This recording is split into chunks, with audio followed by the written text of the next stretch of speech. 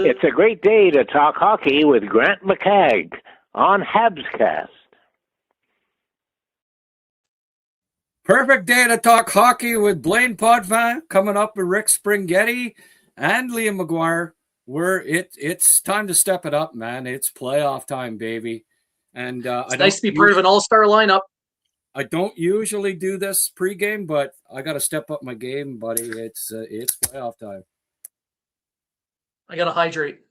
Well, I'm having one. I'm having one during our all-star pregame show here with all the regulars, and we're starting with Blain. Rick's going to join us in about 15 minutes because he said he didn't want to have to talk with you for a half hour, and yeah, and then we'll Liam will probably join me around 4. Although he could probably come a little earlier than that if he's watching. Liam, hop on whenever you want, buddy. But yeah, playoff time. We've got predictions from 10 fearless predictions from collaborators and such guests that have been on the show this year. So that'll be interesting. We'll go over that. We'll go over the lineups. We'll talk about maybe line for line if Blain, if Blain feels like it. Oh boy, I just got to add one more little thing here, Blain.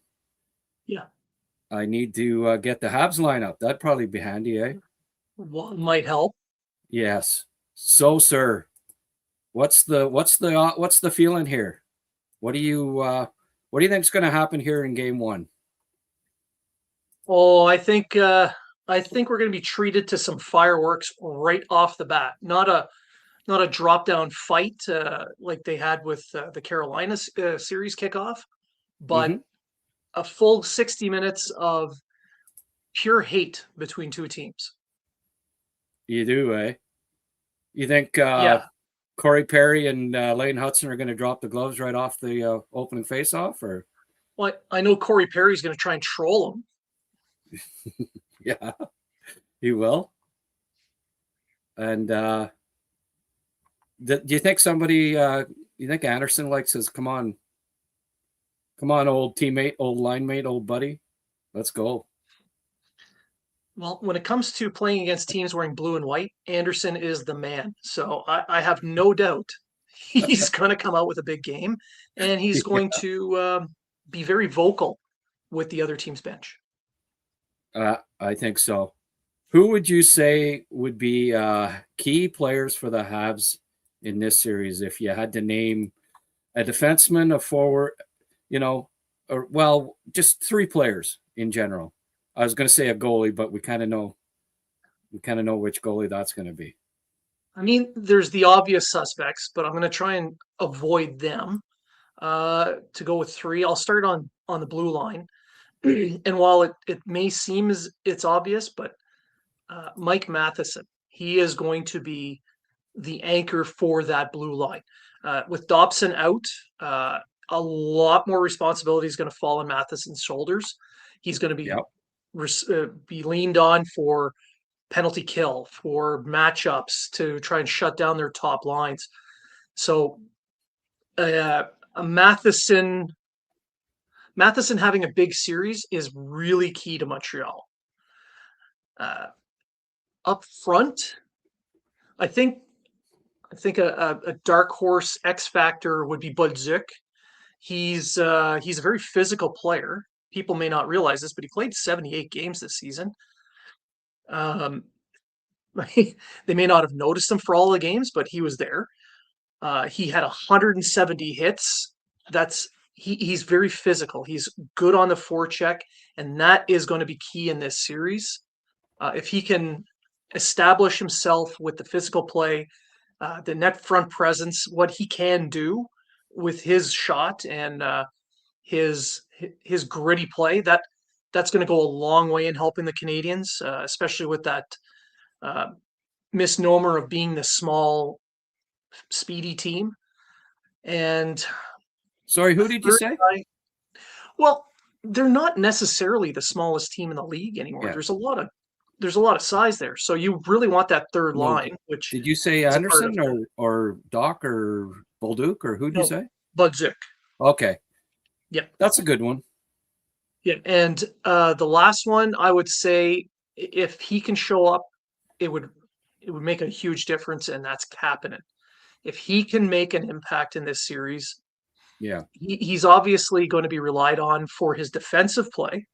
But if he can add a little bit of offense, especially with the line that he's on, he's ideally placed to. He goes to the front of the net. He's always in the right position.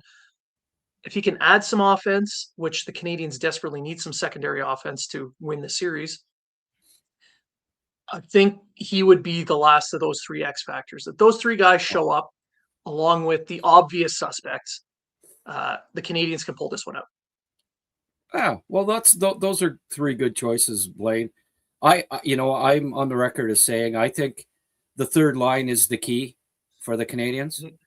I would add Doc just as importantly, maybe even more so than the two guys you mentioned, because I think Doc can be a if the good Doc shows up, he can be a difference maker. There's invisible Doc, and then there's very good Doc, and there often isn't sort of anything in between. Although we've kind of been seeing that, I think. I don't think he's been terrible since he returned, but at the same time, he's not putting up numbers, right? I agree with that. I would name that line as a key to this series. I think it's what it may come down to. We sort of know what we have with the first and fourth line with the two teams, and it's the middle lines that I think could make or break this series. Let's have a look here. Just we'll have a look at Tampa's lineup just as a for instance. Like you look at that second line, Hagel, Cirelli, Gensel. That's going to be a key, is to try to not get severely outplayed by that line, whichever one of the three lines matches up against them. Like Demidov, Newhook, Texier on the surface is nowhere near that line, especially given that they've hardly played together. So, I put Demidov in, up against any of those three as far as skill goes, but Hagel and let's say you checked off Hagel and Demidov as, I don't know, even for this series. Then you got Cirelli and Gensel versus Texier and Newhook. It's there's a clear advantage to the Lightning here. What are your thoughts? Well, that line has two 30-plus goal scorers and a 20-plus goal scorer on there. There's a lot of experience on that line, and they've played together all season. So, yeah, on paper, they definitely have the advantage. But they don't play they play a more traditional north-south, slower pace kind of game. So if the second line for the Canadians can get the speed going, which they have plenty of with that line. Newhook is a speed demon. Texier, his speed is a little bit underrated. He can keep up. And Demidov, clearly, he can move. If they can pick the pace up in the matchup, the Canadian second line could win that matchup. Okay. Yeah. And then their third line, Gergensons, Gourde, Paul. There's a mishmash there, right? A mix of different things. There's where, again, when it comes back, I'll give an advantage to Tampa's second line over Montreal's on the surface. But that third line, if Kapanen, Bolduc, and Doc play up to their capabilities, I think they can outscore Tampa's third line. Now, certainly from a talent standpoint, there's more talent in that trio than in the Tampa trio. The Tampa trio is more of a grinding, physical kind of traditional trio third line, that are going to cycle the puck and try to have offensive zone. forechecking and pressure. So, and then that third line, Perry, Bjorkstrand, Sabrin, or James. Yeah, I give the edge to the three vets on the Habs. Like if we look, if you look at the Habs lineup, like Anderson, Evans, Deneau, just a little bit of an edge to those three. They're the three that have been there with the Canadians. And although, nobody's been there as much as Corey Perry, the other two are where I think you can give the edge to Montreal, just in the fact that Deneau and Evans are, if you want to call Perry and Anderson a wash for different reasons, okay. But Bjorkstrand, Sabrin versus Deneau, Evans, if we see playoff Deneau from LA or even anything close to it, a clear edge to the Canadians for me there. So if the bottom two lines can outplay Tampa's bottom two lines, and that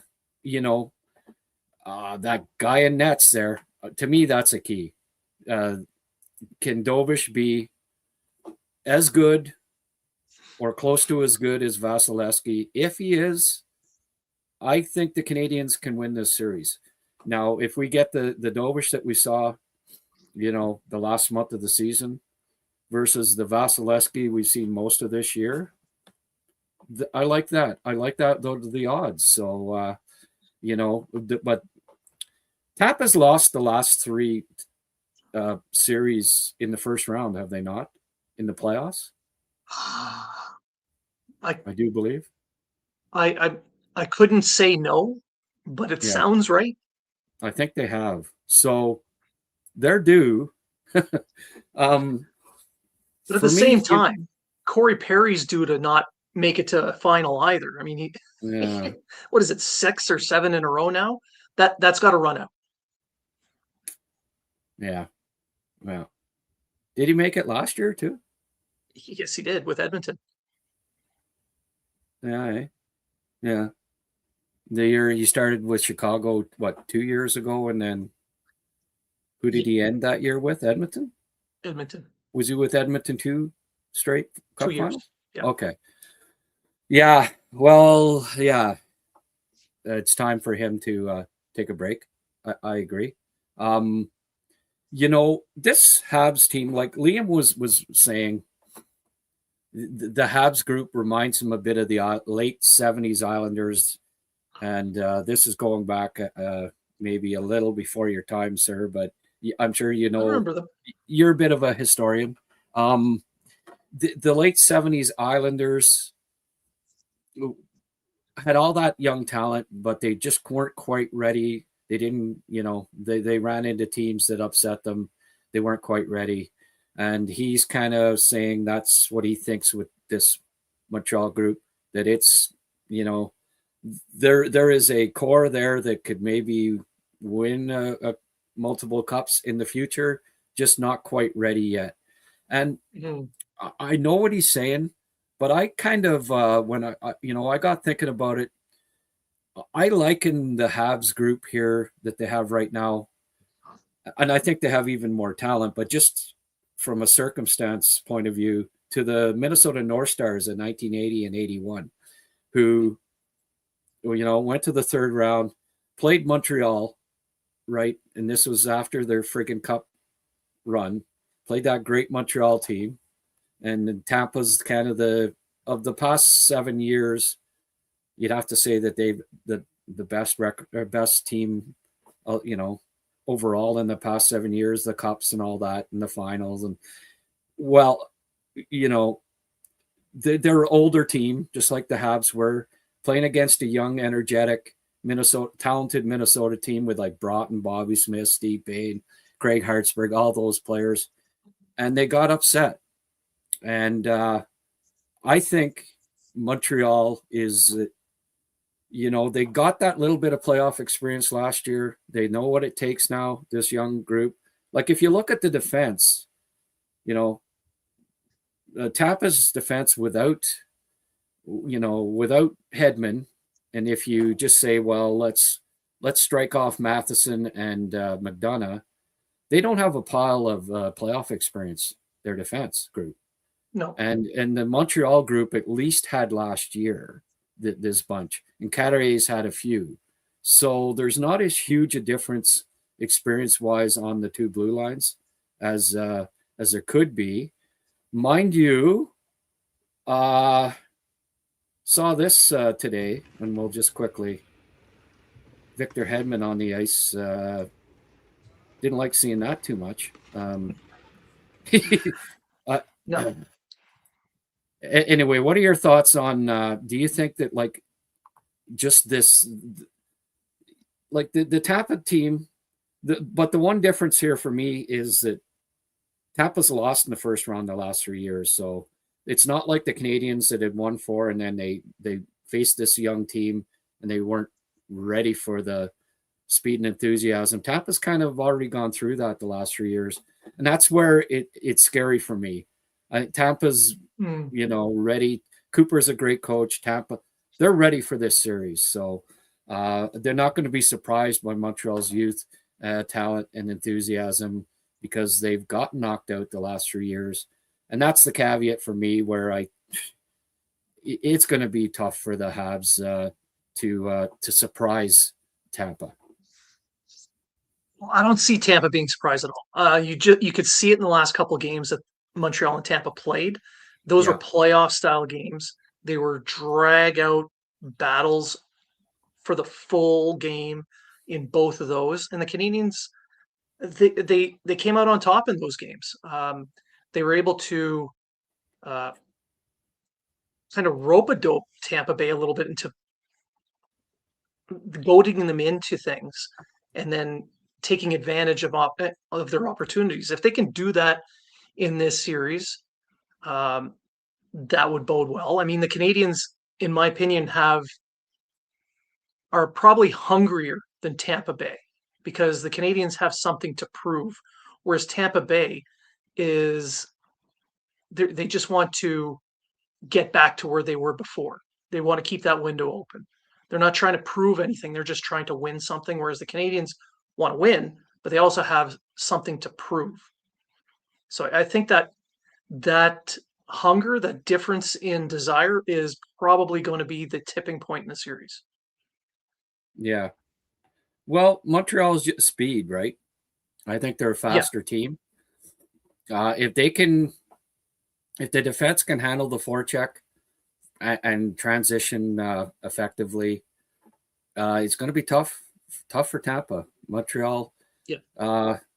And I don't believe, if I'm not mistaken, Montreal has not lost more than 2 games in a row since November. Somebody brought up that stat last time, and I can't recall. I think so. Yeah. So Tampa has lost 3 in a row. Montreal hasn't. So Montreal's pretty good, and St. Louis and the staff and the team, the captain and the leaders are pretty good at stopping any kind of prolonged slump this year. They've been very consistent. So I don't see the Canadians losing 3 in a row in this series. And that to me, maybe Tampa could. And that could be the difference in the series. Anyways, it's going to be really, I think it's going to, every person, I got 10 predictions here. And then I've seen other, Sportsnet predictions and everything. Everyone's picking 6 or 7 games for this series, and I think it probably does go that long, right? Yeah, that's my call as well. I think this is going to be a long series. These two teams match up really well together. You got 2 really strong teams. I think they're both in the top 6 or 7 in the league. They clearly have a little bit of a history with each other.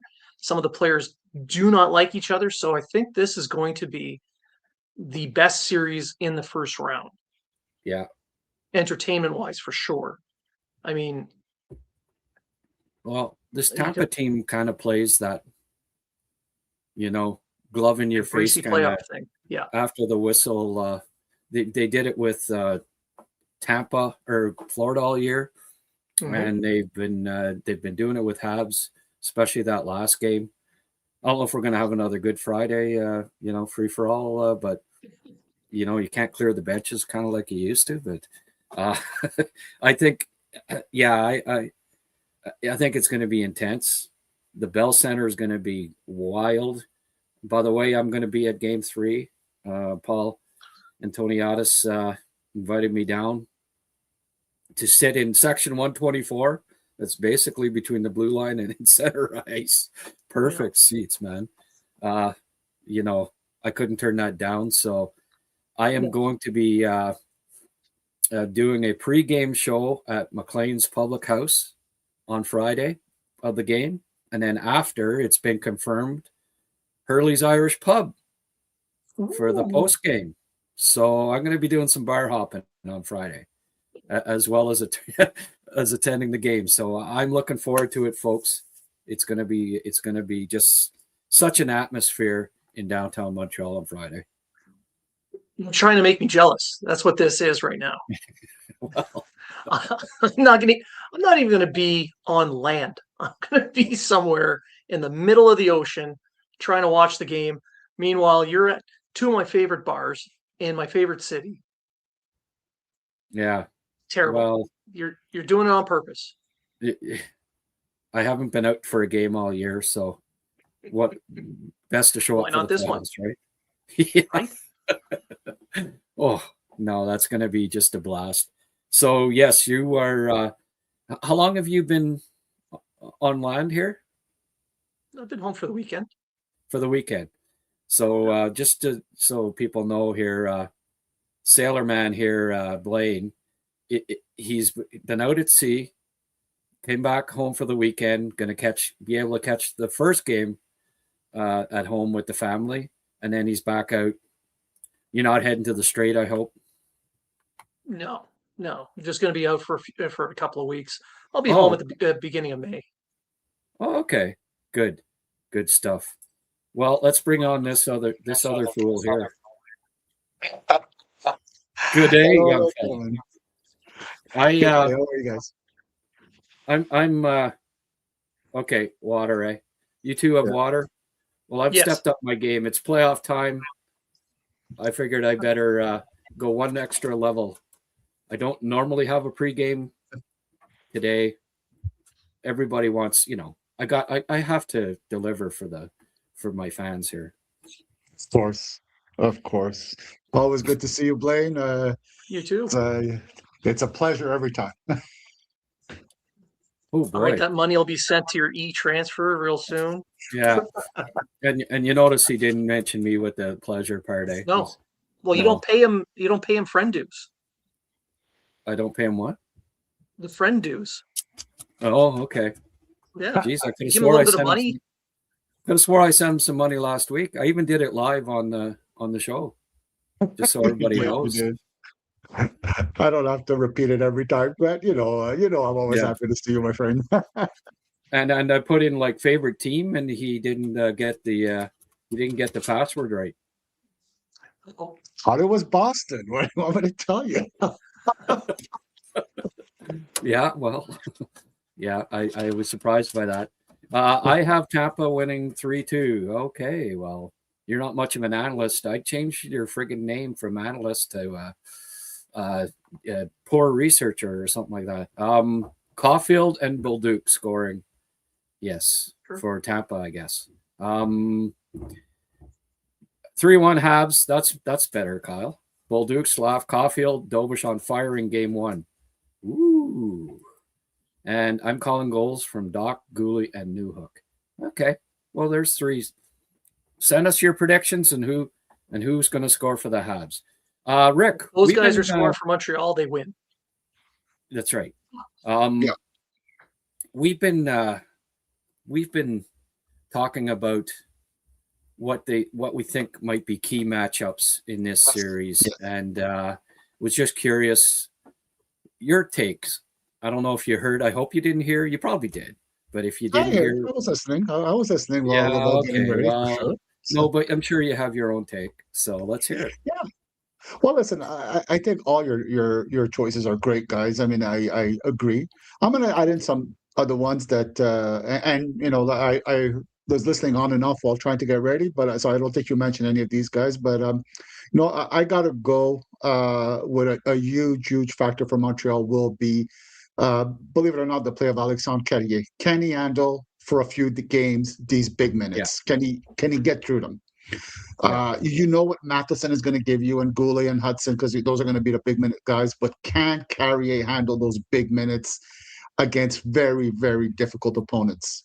So important for the Habs. He's got to be able to at least survive this, because that was a bit of the problem last year, right? When he was on, it was difficult and he got dinged, and then he was overpowered a little bit. And so he's going to have to get to the puck quickly and get it out of the area quickly, because if the game goes down low with the way the game is called during the playoffs and the physicality of the playoffs, he's going to get overwhelmed, I think. So he's got to get to the puck quickly, see what the option is, and get it out of the zone as quickly as he can. So he's going to be huge for me for Montreal. I hope that he'll be able to step up, because they'll need him. They'll need him until Dobson could come back. yeah. So he's a big one. The other one, I think, Grant, you know, you mentioned it. I gotta, agree with you on that one. Kirby Doc is going to be huge. Kirby has to use a skill set. His heavy frame, or especially around the crease area, is going to be super important for me, because Vasilevsky's a fantastic goaltender, and you're not going to score from far without anybody screening him. And Doc can do it, but Doc also has the hands to get to loose pucks quickly if the opportunity arises. But he's got to play with a little bit of pace and energy. That's maybe a little bit what's missing with him. He's been able to handle himself well in one-on-one battles in the boards and things like that. Has not been so bad since he's come back. But he's got to play with a little bit more pace and energy, because Montreal's going to want to push the pace and energy of tonight's game. If they play at a slower pace, I think that really is going to help Tampa Bay a lot more than it's got Montreal. So he's going to be important. And, Josh Anderson's going to be huge, because I think he could lead that team into battle. He'll force guys to physically engage and maybe get a little bit rough. Guys that maybe don't want to or not used to it. It's not in their nature. But they're going to have to play this game, and it's going to mean they're going to have to get out of their comfort zone. Josh Anderson could force them to get out of their comfort zone, battle, get a little bit dirty, get a little bit down in the trenches with them. And they're going to need that to beat Tampa Bay, I think, or at least, especially now, to send that message to Tampa Bay to say, listen, I don't care how experienced you are. I don't care how much success you are. I don't care how much talent you guys have. We're here to play. And that'll maybe put a little bit of doubt in Tampa Bay's mind. So these are three of the guys that I'm really looking at as being very important for Montreal. Okay.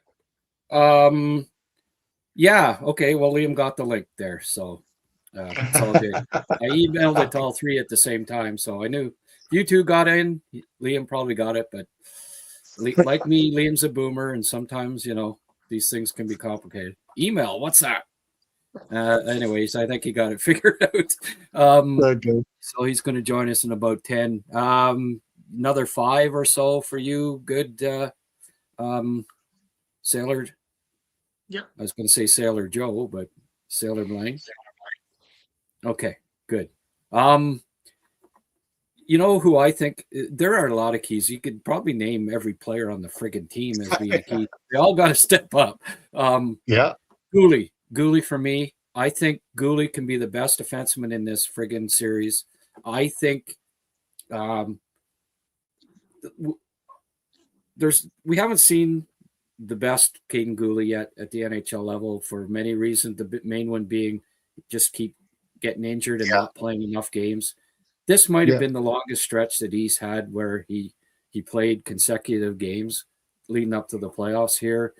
I think we saw progression from his game as he came along here. And I look back at the playoff pedigree from WHL days when he carried Edmonton to the Memorial Cup and was the playoff MVP. I think playoff hockey's, he's made for playoff hockey. And to me, if we see the Caden Goulet that, why he was a top 16 pick in the draft, why I think is a top 10 player from his draft class, why he can be a difference maker when it comes to playoffs. If Doc and Gooley play up to their potential in this series, I think it can be just such a key for this team. Blain, what do you think of that? Well, like we talked about at the start, we were talking about the third line. I mentioned Kapanen and Bolduc as two of my X factors, which just points to the importance I'm placing on the third line as well. Yeah. But Gooley's play, he's going to be paired with Matheson, in my opinion. His play against their Tampa's top line is very important. We don't need to see him score points. We need to see him just shutting down the opposition. Right. And as Rick was talking about getting the pucks, get a puck retrieval in the deep in the zone and getting the puck moved up and out of the zone quickly is going to be key. And that is definitely something that Gooley is good at. And he can box out in front of the net as well. He's a physical player. He's a Western kid. Playoff hockey is in his DNA. That's how those kids out, those farm boys love that. You get to smack people around and not get called. Done deal. So that's what I'm hoping to see out of him in this series. And if he can do that, then sky's the limit. Yeah. And I mean, it's what's going to be going on. What's going to be going on with I've seen two different lineups where Gooley's with Matheson, and also one where Gooley's with Carrier's with Hudson. You think Gooley, but it's also had Carrier with like there's been two different lineups we've seen, and it's like here's the one that I prefer: Matheson with Carrier, Gooley with Hudson, Jack-Eye with Struble. But we've also seen, and some lineups are saying it, that because they've had both in practice, both these pairings, is Matheson with Gooley, as you said, that you think we're gonna see, but then that leaves Carrier with Hudson, because I don't think they're gonna pair. At least we haven't seen it in practice leading up to the playoffs. We haven't seen Struble with Hudson, so. Well, I don't think they need to practice one or the other. They know what to expect. If it's going to be one or the other, I prefer this. If it's going to be Jack-Eye with Struble, I prefer the top four being this. What do you two think? Absolutely. Well, I don't want Matheson with Goulet. I think that they never seem to find very good chemistry for me. Like they could get by just because they're so talented as players, but I think they're not at their best either one when they're matched up together. It's just a chemistry thing. Nothing wrong with either one together, but I think Goulet with Hudson would make a lot more sense. And I don't want to see Carrier with Hudson either. That's going to be just too much for those guys to take, especially down low. So I think Matheson and Carrier, Goulet and Hudson, to me, makes the most sense. Both Matheson and Carrier are pretty good skaters, so I hope they defend by just, like I said before, getting to the puck quick, just get it out of the zone quick. Don't worry about making the perfect lead pass. Just worry about don't make Tampa Bay settle into the offensive zone, because they are absolute killers when they do that. Just skate down quickly, bang the puck off the boards, and waste 45 seconds of a minute of a Tampa shift, and then get out of there and then get the next line in. So that's how, to me, that's the best way to do it for Montreal. Yeah, I think Tampa's second and third lines would overpower a Hudson Carrier pairing. Nick Paul and company, I agree. Yeah, they would rightfully be using their size against these two. Yeah. Right. No, I agree. Although the second line with Gensel and Cirelli isn't huge, and Hagel, but I agree. But they can play physical. Oh yeah, they can. They're fast. Good forecheckers. Okay, we know what the Habs top line is. Match them up against their top line with Point, Kucherov, Gonzalez. Who has the edge? I I'll start prefer with you, Blain. Montreal's top line, to be honest with you, as a whole. I think Yes. they can give you a little bit more. They could do better. I think point hasn't been the same point we've seen all year. And that's been a bit of a factor. I think with the three of them as a whole, Montreal has a better first line right now than Tampa does. Well, I have to agree to that. Gonsalves, right? The other five, he's not in. He's a good player, but he's not in their league, right? No. I give the edge to Suzuki right now over Point. Yeah. Obviously, Kucherov's better than Caulfield, but I mean, Caulfield's he's damn He's no good, slouch. right? And then a clear edge to Slav over Gonsalves. So, just depth wise, just a little bit. I give a little bit of an edge to Montreal on the top line. So really, if you match those four lines up, other than the second line where I think there's a clear advantage to Tampa, the other three you could argue Montreal might have a slight edge on all three Yes. matchups. Do you agree with that, guys? Yeah, I would say But so. that second line is a pretty big difference to me. That second line is just so good with Tampa, and it's going to take a lot of good coaching by the Habs coaching staff. The most important thing for me, at least, is just make sure that the Sorelli line does not get on the ice at the same time as the Struble and Arbor Jacky line, just because of the foot speed. Struble could skate pretty well. Jacky will have a terrible time, defending against the speed of Eagle and Gensel. So you really got to make sure that your line changes are good and that you avoid putting that second line with the Habs third pairing. That's going to be key to me. Yeah. The defensive pairings against that second line are what's going to have to negate that second line, or at least tip the scales towards Montreal's second line. And I think Texier is kind of an X factor in that matchup as well, because he can be a Plekanec type of pest. He can get under people's skin. He's got that active stick that he just likes to tap at people, and that could really piss off the right kind of guy and draw some penalties, maybe, or just get somebody off their game. Maybe whisper a little something in their ears about croissants and chocolate filled buns. Just get in their head. He could do that. I okay. I wasn't expecting to go there, but and somebody brought up the other day, and I mentioned this with what's your name, Rick. Mentioned it with Rick.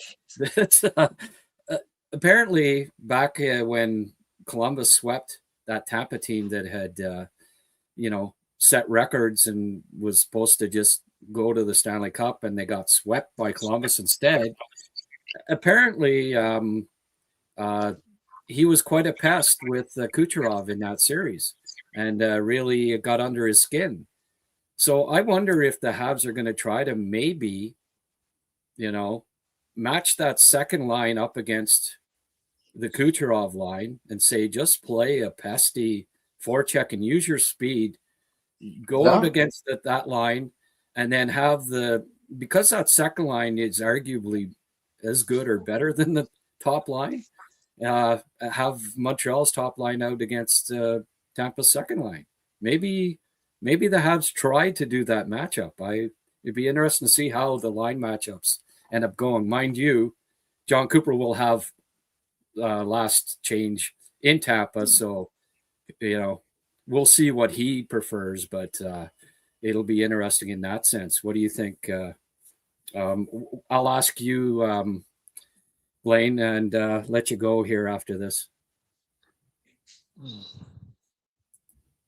It is tough to predict. I mean, I don't know. Rick, I'll let you go. I'll let you go first on this one. It's again, we come back to the same thing, right? Marty St. Louis is not going to be able to always shelter the lines, especially when he's got second change. When he puts on his line first, he's not going to be able to do it all the time. And that's where we get back to the initial point. How well can the Kaplan line play? It's always comes down to me as that to that. How long could that line? How well could that line play and be a factor and not get dominated? We've seen a little bit of difficulty sometimes when they get caught in low, down low. They have a little bit of trouble getting the puck out of their zone, and that hurts the team very, very much. So they're gonna have to move their feet, all of them. They cannot be no, and even Kapanen, there's a tendency sometimes to be very cerebral and smart, and I love that about him. But I think sometimes there's going to be a little bit less hesitation on the forecheck and on the guy, and just a little bit less. And Doc that's what I was talking about Doc before. Doc is especially, he's number one, most important guy on that line. He's got to move his feet. He's got to get on somebody. He's got to be in somebody's face all the time. You can't just, kind of wait or kind of go a little slow. But Balin, the biggest problem is just he's not putting the puck in the net. But when he does play, and I think when a game matters and he's motivated, he moves. He does well. He finishes his checks, and there's no way he's not going to be motivated in the playoffs. I think this is the part where I think he'll do well. So it always comes down to that third line, where if they do well enough, then you'll be better able to manage because they won't get caught up with having to catch up so much. So if that third line does well, then I think he could manage his top two lines better, and that changes the whole trajectory to me of the playoffs. So, but I would like to see the Suzuki line go up against the Cirelli line, because I'm almost more worried about them than I am about the first line, if you could believe it, because I just think there's a better balance on that second line that will make things difficult for the Habs, where on the first line, I think they'll be able to manage that better, especially with Goncalves not being quite the same player. You might want to shift the puck towards this side of the ice as much as possible and force him to make the plays. Right. And that'll be helpful to the Habs. If you could keep the puck on this side of the ice, I think they'll be able to better manage that line. Good points. Yeah, I can definitely see that. I mean, I know that they're going to try and match up with Kucherov no matter what line he's on with Montreal's top line, because whatever line Kucherov's on, that's the top line.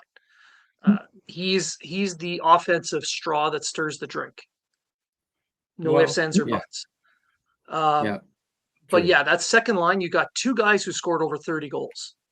That's two threats right there that you're kind of hoping you can negate somehow. But yeah, no, I think it just comes down to the simplicity of the defensive game that the middle six and the defensive pairings are going to play. Off the glass and out, these rim passes around the boards, trying to do their breakouts. The Montreal's breakout is pretty much the one play where they rim it to the opposite side and try and do a little tap pass and go with speed. Right.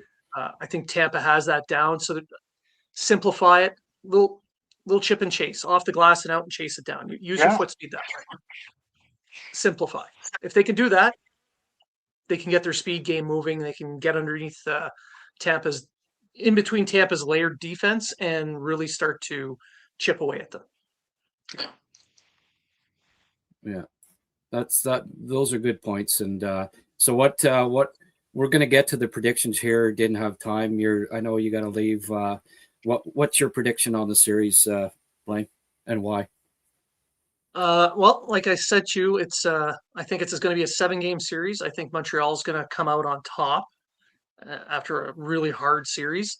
And like I said at the start of this show, I think it comes down to the want. I think the Canadians want it just a little bit more because they have more to prove.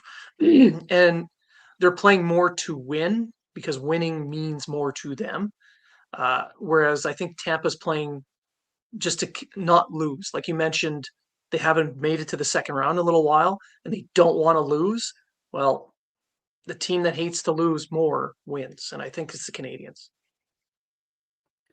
I sure hope so. And Liam's in the house, so we're going to bring him in, and he's going to explain why he thinks otherwise. And hey, okay. But let's. I hope you're right and Liam's wrong. We'll just put it that way.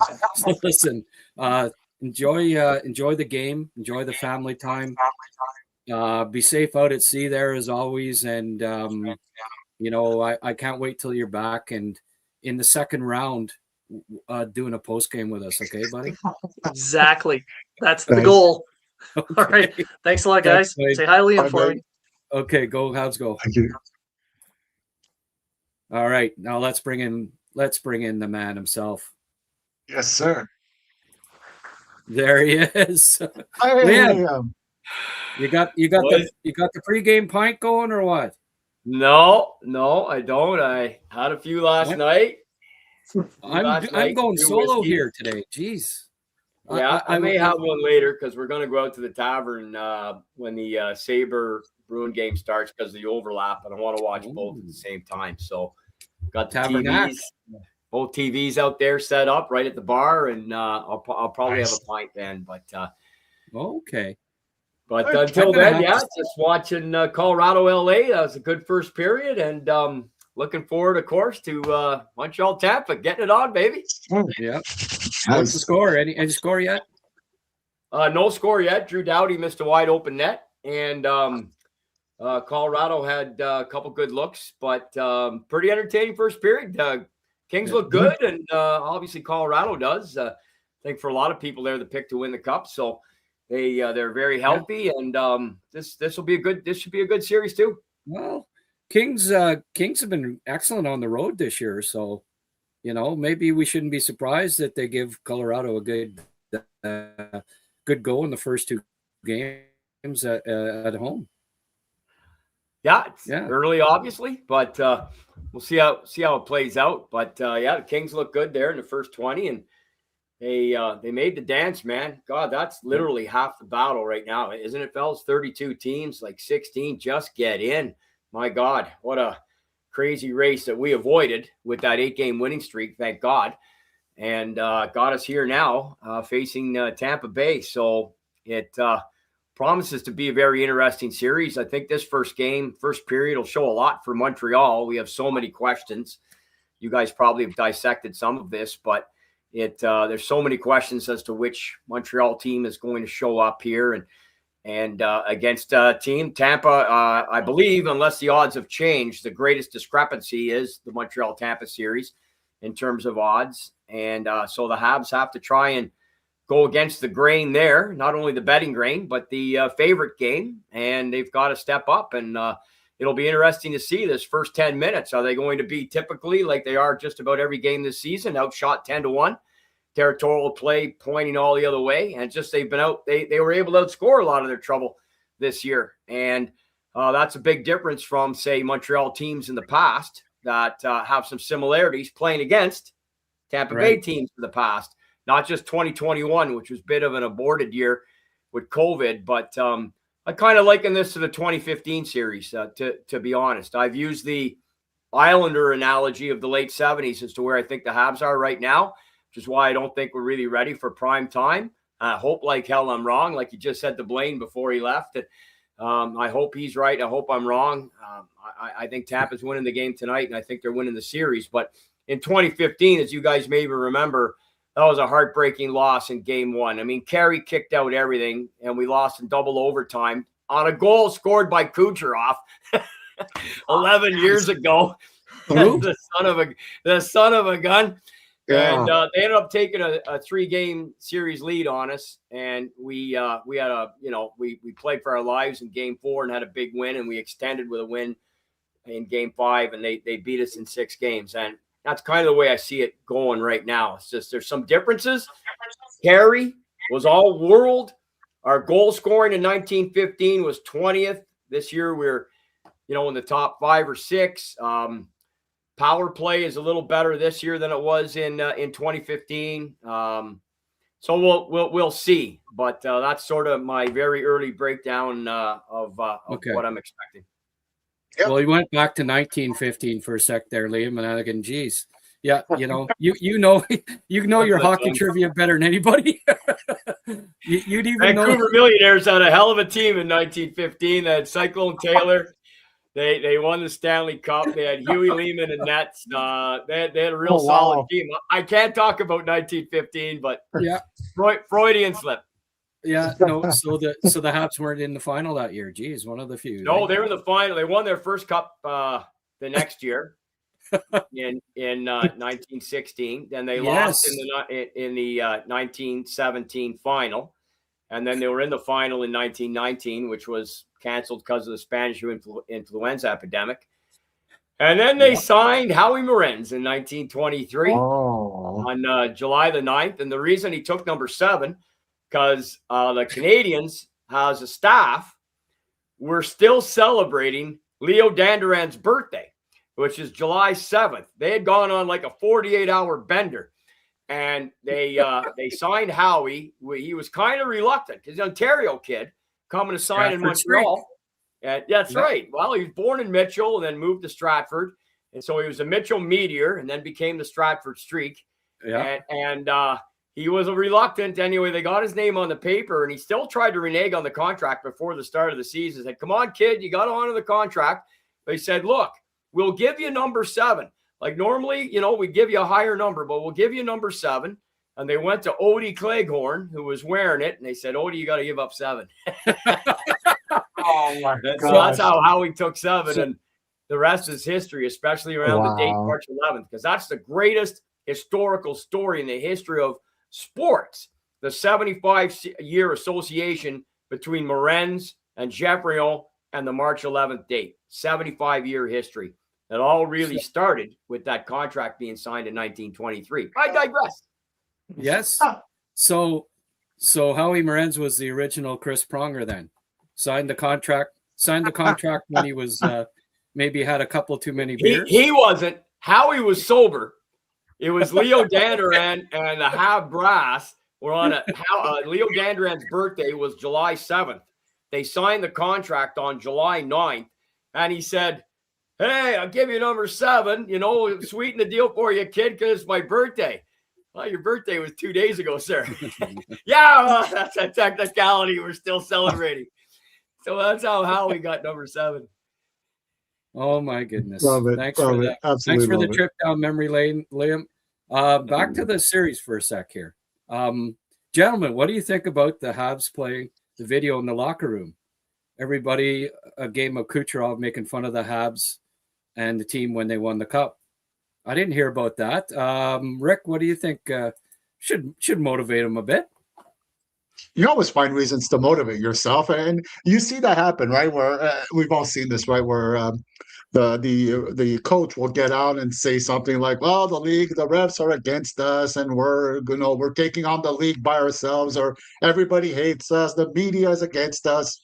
Not really true necessarily, but you want to find something to galvanize everybody, and that's fine. I think that's a good idea. Put it up. Let the players get emotional on it. Let them play with a bit of fire and a little bit of anger, and it's only a good thing for the playoffs. And they'll come out stronger. And you got to find something to do. That's why guys have slogans, or that's why teams make T-shirts. That's why people say things that are outlandish. Is to get that us versus them mentality and get them going, get that emotion going. I love it. No problem. Do it. Liam? Yeah, I hadn't heard that. I hadn't seen any of that. No, me neither. No. So I totally agree with Rick. Zero problem with it. It's always nice. We've referenced it for decades, right, fellas? Bulletin board material. And it's I think it's a thing. I really do. I think Kucherov's antics after that final in 2021 are pretty fresh in most of our minds, I'm sure, as Hab fans. And he's backed it up, man. I mean, the guy is first ballot Hall of Famer. He's done everything there is in the game, and he's going to be the most dangerous guy on the ice in this series, I truly believe. And I hope somebody can catch a piece of him with a hit or something, or we can do something to try and throw him off his game. But he's scary good. And if anything he can do, like Rick just said, anything he can do to pump up the boys, give them a little extra oomph here. Like we've got to play every shift like it's their last. You can't throw away shifts, periods, or games in the Stanley Cup playoffs. And if Montreal plays their absolute best, they can extend this series for sure. And you take this thing deep, anything can happen. That's the scary point here, is to try and get a win against these guys with Hagel. I did see video of Hedman skating. So he's back skating. So what does that mean in terms of his return? We know we're not getting Noah for any close point here. So just a huge loss on D for us. But, you know, that's why they play the games, man. And this Hab team it's so exciting. It really is the late 70s Islanders. And it, you know, can they turn it up a notch and do something miraculous here and actually get a series win? God, it would be just incredible. Can't wait for the game. Can't wait to see what we got. Apologies, folks. Our video's a little laggy here. We're getting, I guess, a lot of people online. Internet exploding with the playoffs, it being playoff time and stuff. Predictions. Let's just have a look here at we have Rick. You picked Tampa in 7, and Stu Cowan picked Tampa in 6. Dave Auger, Habs in 6. Blain, Habs in 7. Etienne Lepage, Habs in 6. CJ Chris Stevenson, Tampa in 6. Eric Macramella, Habs in 7. Liam, Tampa in 6. Stuart Ashton, owner-operator of McLean's Pub and McLean's Public House. We'll be doing the pregame show on Friday. Habs in 6. Grant McCagg, Habs in 7. So I'm going against you two on this, folks. I'm going with my heart, admittedly, more than maybe my head. But I have a funny feeling. I'm reminded, you know, and Liam, you bring up a very good comp with the late 70s Islanders, and I look a bit. I know they're probably closer. The Habs are closer to the late 70s Islanders than maybe the early 80s Minnesota North Stars. But where I see the more of a comp for me is that Habs team being closer to the Tampa team today. You know, having won cups, having been the veteran team, then you go up against this young, fast, exuberant young team that kind of, you know, maybe just kind of beats you a bit with their youthful exuberance. I hope that it's like that in that the Canadians just that youth, that core youth that they have, that is the key to the team, really can just overcome the veteran presence of the Tampa Bay Lightning. What do you think of that take, Lee? And we'll start with you, and then I'll ask Rick. Well, I love the take, Grant, because the youthful exuberance, they were the youngest team in the league till Danault came over and just marginally pushed us ahead of Chicago. So that's 2 years running.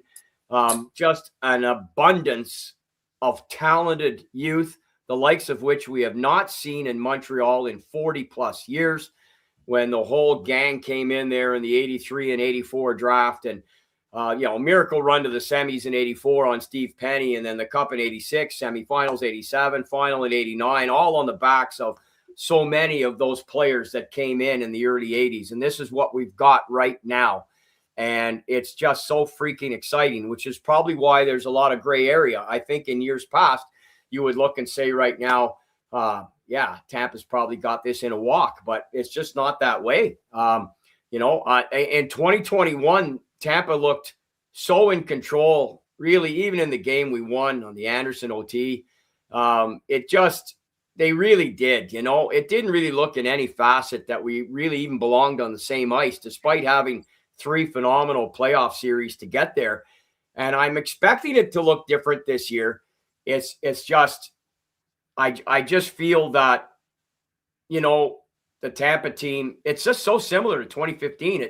The schematics are a little different in terms skewed because Carey was all world. We don't, Doby's look good, but Carey was all world already. Our defense, and largely in goaltending because of Carey in 2015, we didn't have the scoring, and yet they took us out in that second round after we beat Ottawa on a very emotional first round victory, as you guys probably recall, was after what happened in 2013. So I like your take, Grant.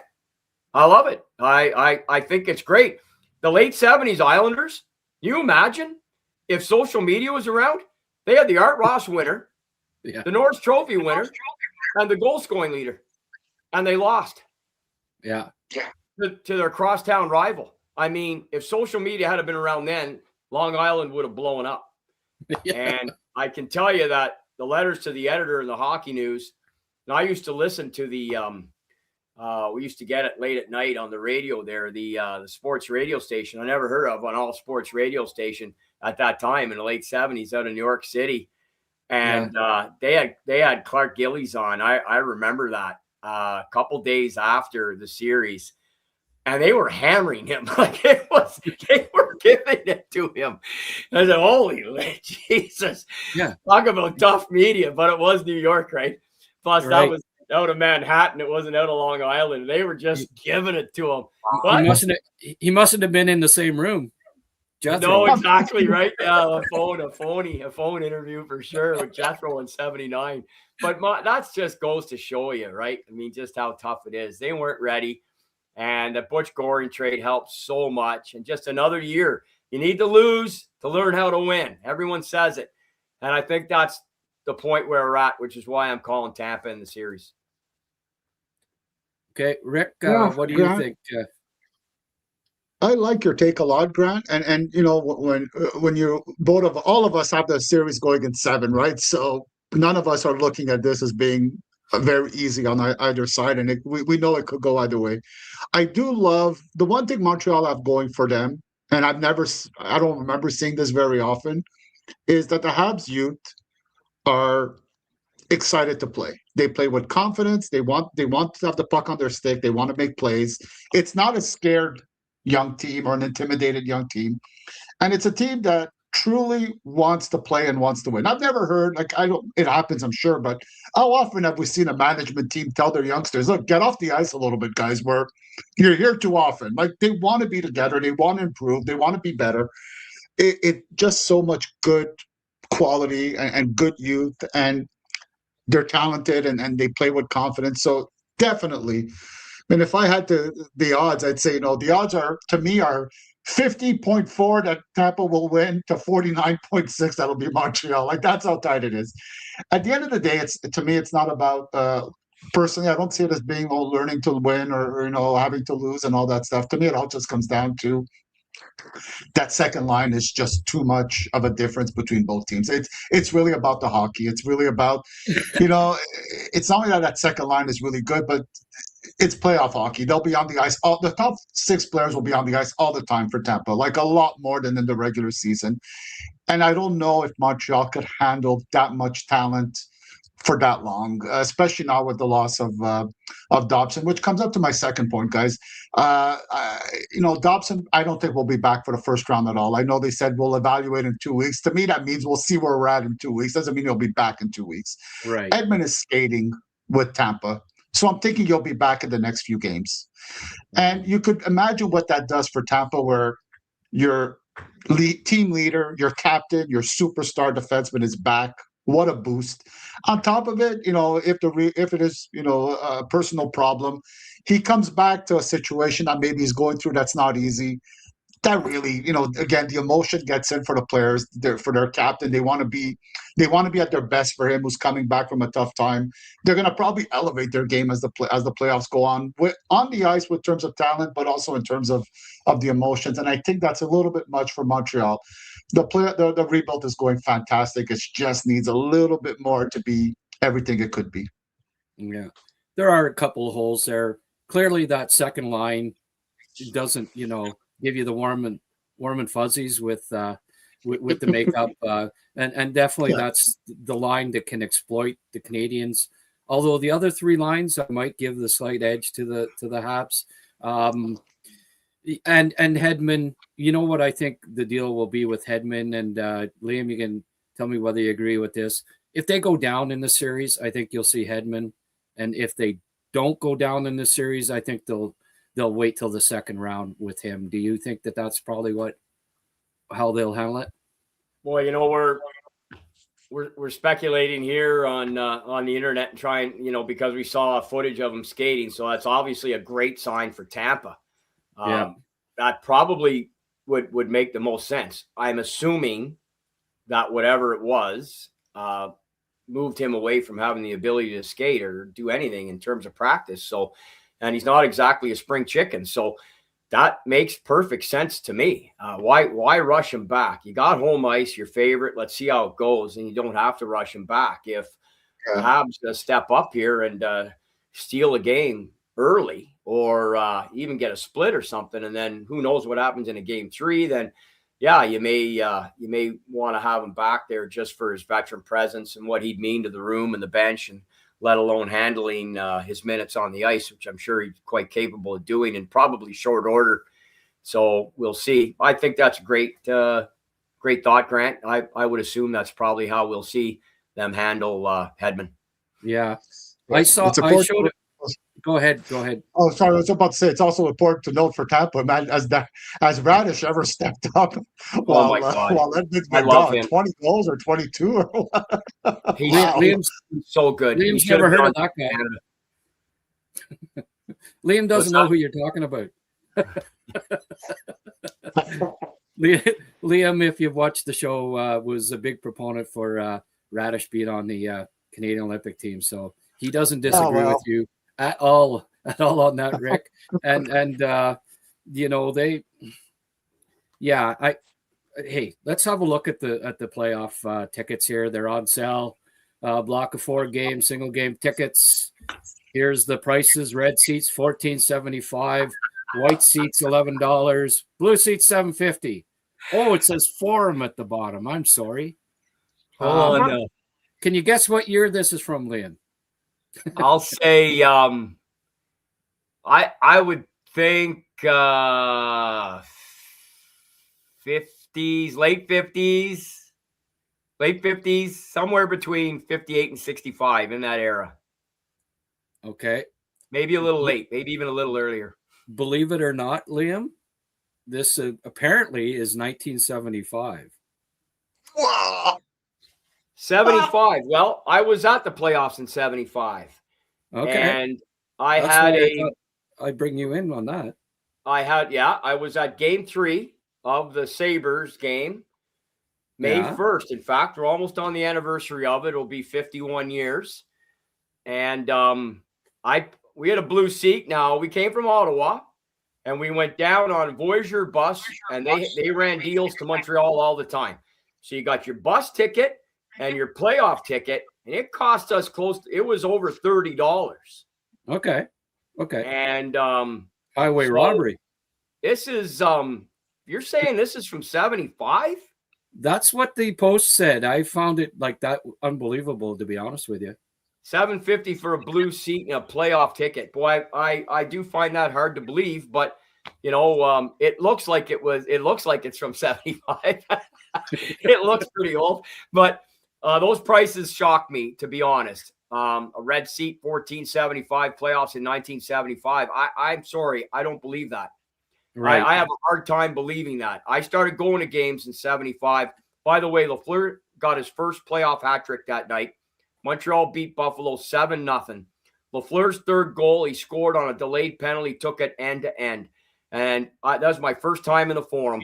I never thought I would hear anything like that again. And then 4 years later, I was in the building when he scored to tie it against the Bruins. And I've never heard anything like that in my life. As God is my witness, my dad and I, we had standing room only behind the Reds. We had to run up the back way there off of Maisonneuve. The old lad there would open the door 30 seconds earlier than anybody else. You had to go to the Forum about 20 times before you found that out. And you had to go up 2 flights of stairs. You went out that door, and the Reds were right there. And I told my dad, I said, Dad, you're going to have to run. I'd never seen my dad run in his life. He was 50 years old at the time. He went up those steps like a gazelle. I couldn't keep up to him. Now, mind you, I was hung over like a tank. But I went up those steps. He went up those steps like a gazelle. And we got the railing on the Reds. And we watched Lafleur play the greatest game of his life. And when he scored to tie it up, that railing actually shook in my hands in the Montreal Forum that night. I will go to my grave saying that. It's the loudest I've ever heard a building. You can watch it on YouTube and you go, oh, I've heard lots of buildings as loud as that. But to be there, it was like a jet engine taking off, because when they were coming up, remember, it was late in the power play when they scored. And he whips it up to Lafleur. You still don't think there's anything happening here. up to Lemaire.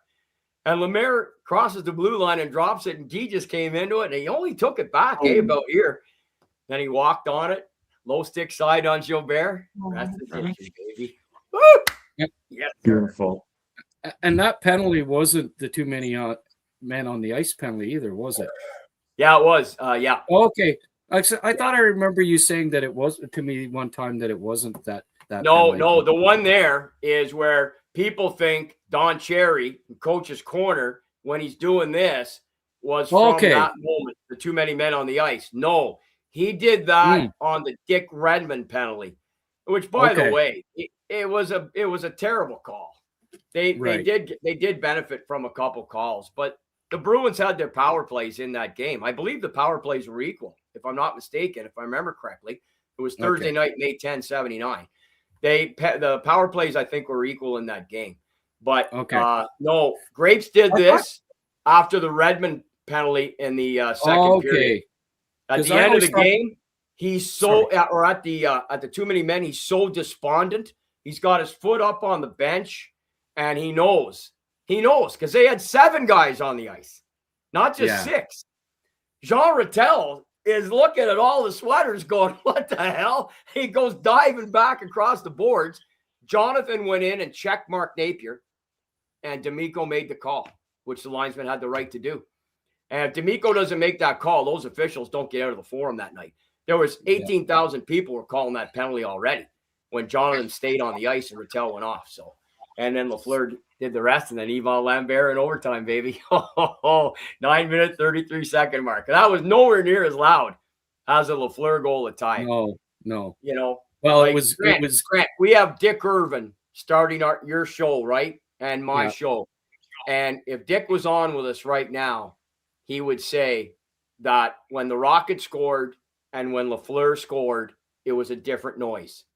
Right. It was a different noise. And I think Cole Caulfield is just, he's on the bottom tier of that, but it's ascending. It's ascending up, you know? Yeah. It's different when Cole scores right now as he raced through 40 to make 50 really like kind of academic, right? He did it with a number of like couple games to go. It's like, yeah, he got it, baby. Fantastic. And it's like the fans, well, the building is just incredible anyway. But yeah, man. LaFleur, my last playoff game ticket prices, man, from 75 playoffs. I have a hard time believing that. I really do. According to Molly Be Good, $20 Calgary Habs final 89 standing room. Wow. $20 standing room. Yeah. Yeah. That, even that then, like just the prices, it's just and 89. That's 14 years later. So 750. You know what? Maybe Voyager were just gouging the shit out of us. You know? Yeah. I mean, I got on with 12 Molson X all the time anyway. And I would sit. Well, that day I went with 2 buddies and we took the 3 seats at the back. We were just kids, man. We were just kids. The university guys were handing us pints that night. It was incredible. Great memories. Let's hope this Hab team can start a new generation of memories, boy, with this group. I just Googled 75 playoff ticket prices. Premiums were under $20. So, well, that's a big jump under 20. Yeah, so it makes sense then. That's $15. That's under 15. But yeah. Well, we paid somewhere $30-some. Now that's our bus there and back. So yeah, you know, I mean, 1975, you're going to Montreal and back by bus. It's going to be 2025 anyway. And what was it? 27? They charged us 30 something, maybe a surcharge, possibly. Yeah. So maybe it does make sense. Yeah. Didn't want to pay that $11, eh, Liam? Well, I barely had the 750.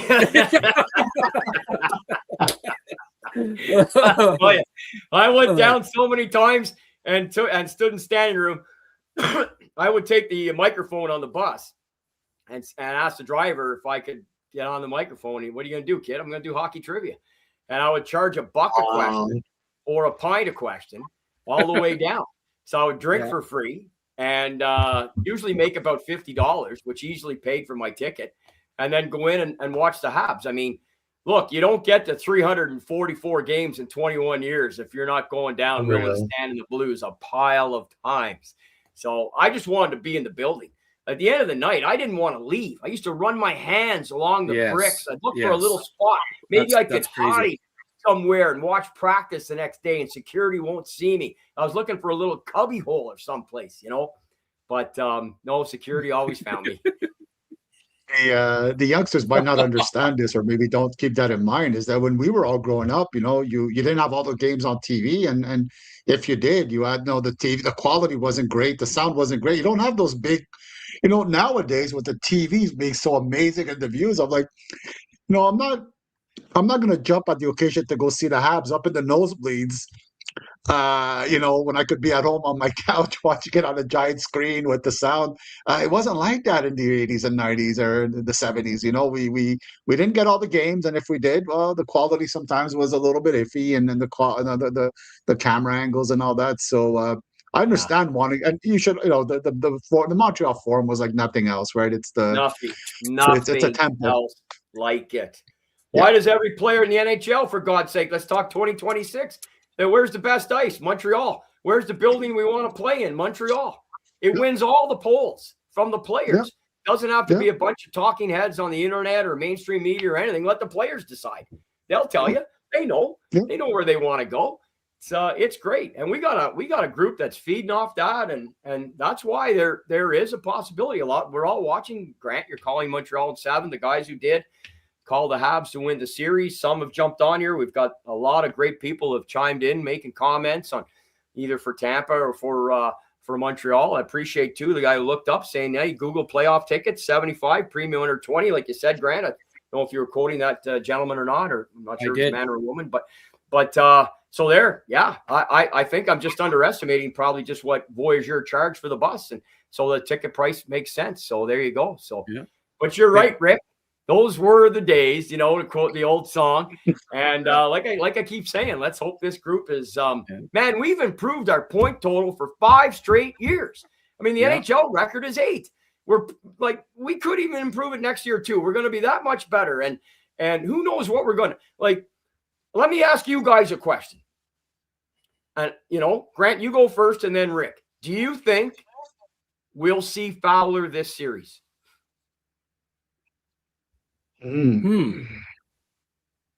Well, if we see Fowler and Carrier, they're in trouble.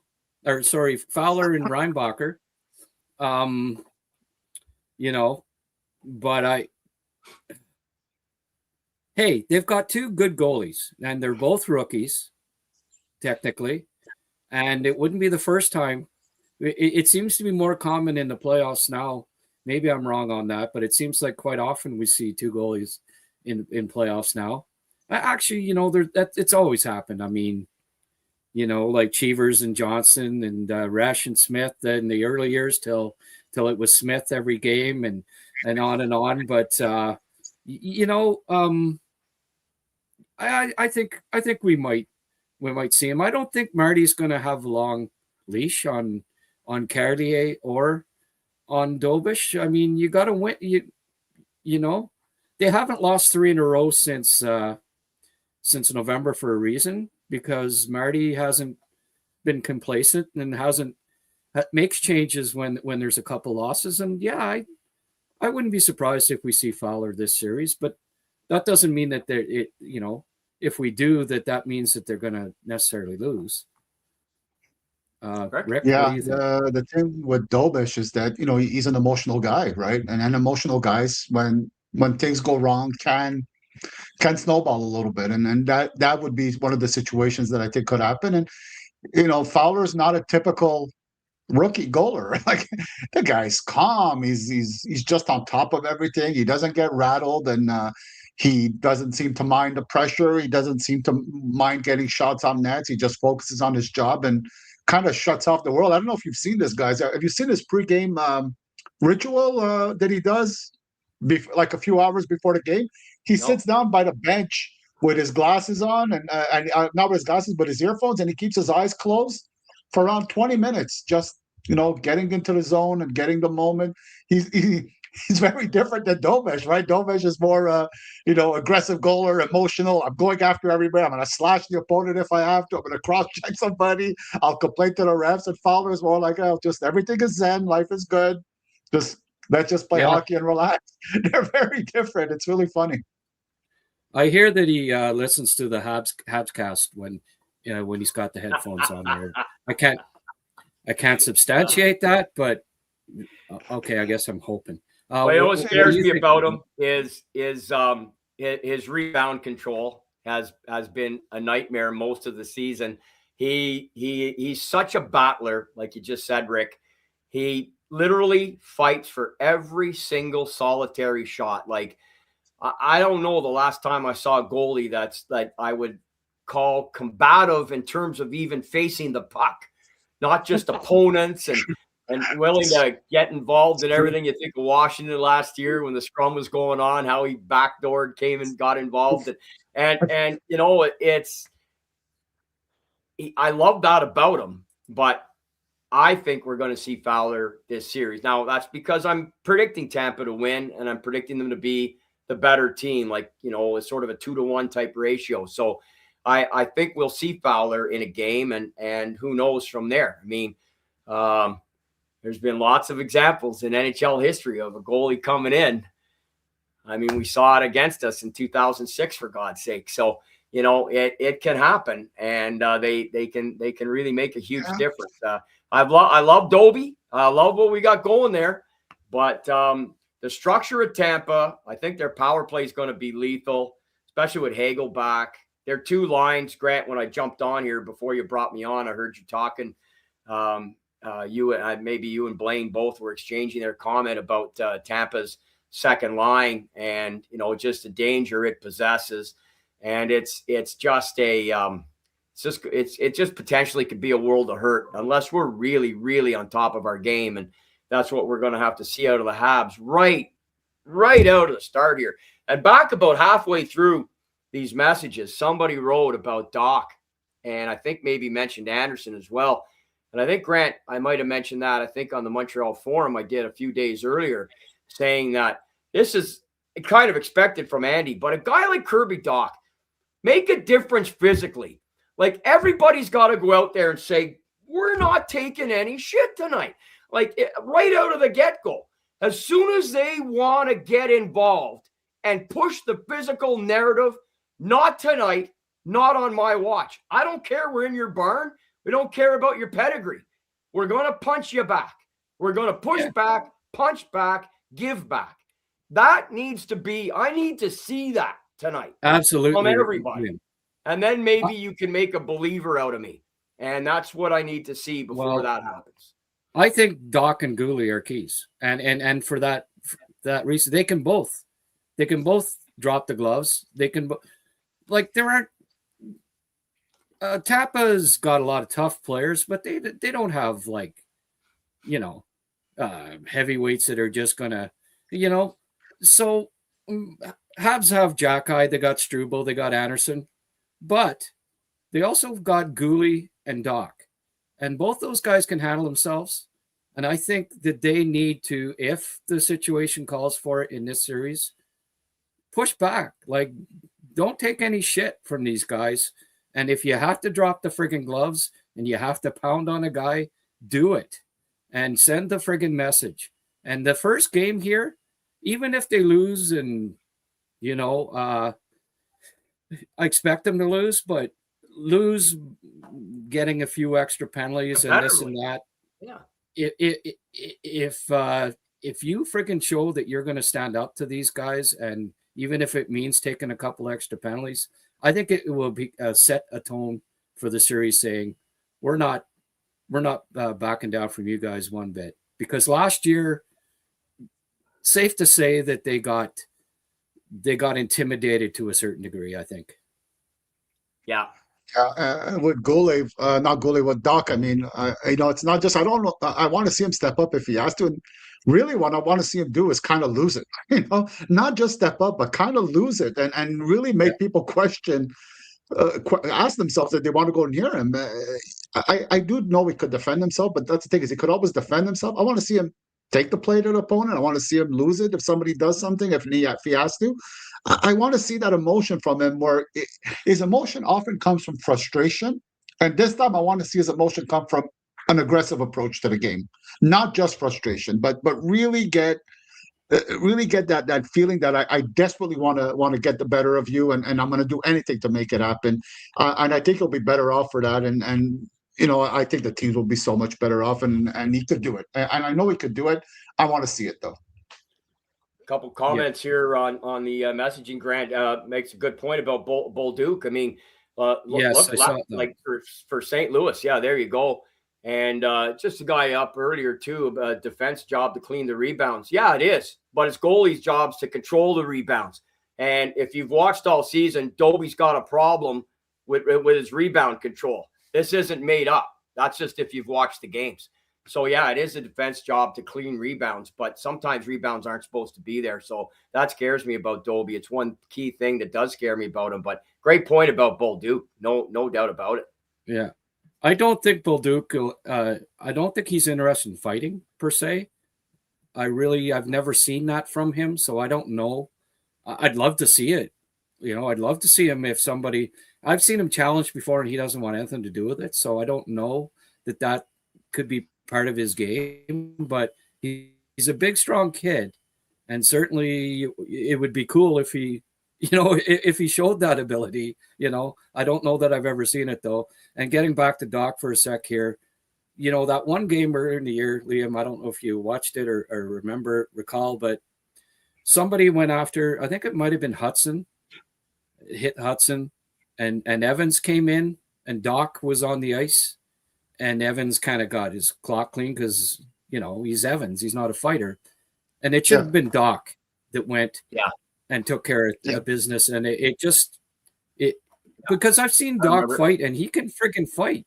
The guy can fight. He's a big guy, got good size. And Bolduc, and it's not all about fighting, obviously. Their last game got very, very physical. There were scraps. And look, we saw the start Ottawa, Carolina yesterday, Brady doing Brady things. It is still part of the game. And I think if it does happen and guys get called on, hopefully we have a response to that. But it really, to me, just have a reaction, an equal and opposite reaction to the force that's coming in.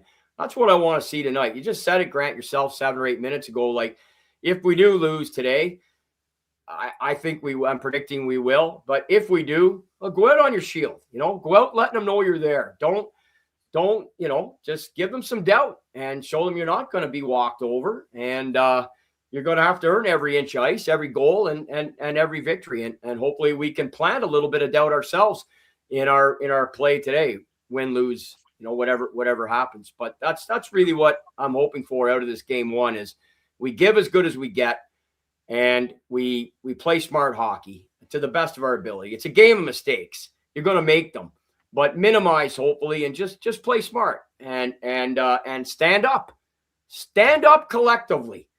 Stand up collectively. This team is on the verge of some great stuff, man. It really is, and I don't think it's going to be this year, but go for it, man. Somebody mentioned the 07, 08 Penguins. Well, Crosby and Malkin were a little bit of a difference in the lineup. Let's be honest. I mean, come on. If you can't compare this Montreal Canadian team to the 07 and 08, 09 Penguins, in my opinion. I don't think that's a good comparison. So, let's just see how she goes. And even like the late 70s, Trottier, Bossy, Potvin. I mean, as much as I love this group, that's a pretty good trio too. That's why maybe I kind of look back at the Minnesota North Stars from the early 80s, but pick your poison. I think your main point about that, comparing them to that team, Liam, is the fact that you think down the road here over the next 4 or 5 years that they can be serious cup contenders and win multiple cups in that period if everything comes together, right? Yeah, absolutely. I think the Canadians are literally a season away from being a cup threat. I know my screen's starting to freeze up a little bit too, maybe exactly as you guys. So, but yeah, I think the Habs are on the verge of being a serious cup threat. I really do. Okay. Rick, how much time you got here, buddy? I think well, another 5 minutes, then I do have to get going. Yeah. I wonder, quickly, guys, if the Habs, maybe if things go really well, if they could be inspired by the 2019 St. Louis Cup team. Maybe there's a little bit of similarities there, an emotional goaltender, a good two-way first-line center that could carry the team, some offense, try to wing some depth at defense.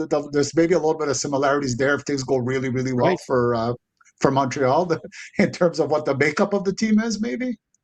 Yeah. Call up Sammy Blain. We're a better scoring team than that St. Louis team. True. Yeah. And true. We definitely have more scoring. And with Dobson out, it's just such a big hole. And if he was in the lineup, I think there'd be even more.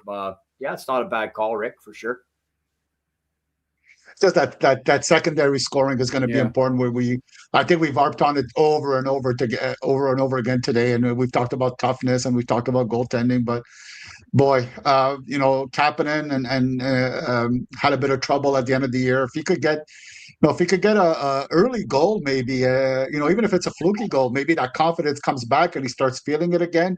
Then everybody else on that line kind of get going right with him, and same thing with Texier in the playoffs. If he could rediscover that old Texier that was a bit of a pest that was on people, with Nua coming in too, and obviously with Demidov, that's a lot of waves of speed and forechecking and attack and creating turnovers. You kind of get that rhythm going. That'll be important. So hopefully they kind of start with a again, even if it's a lucky goal, that second or third line has to get something going early. That might change the whole makeup of the team and the confidence of the team. Good points, both of you.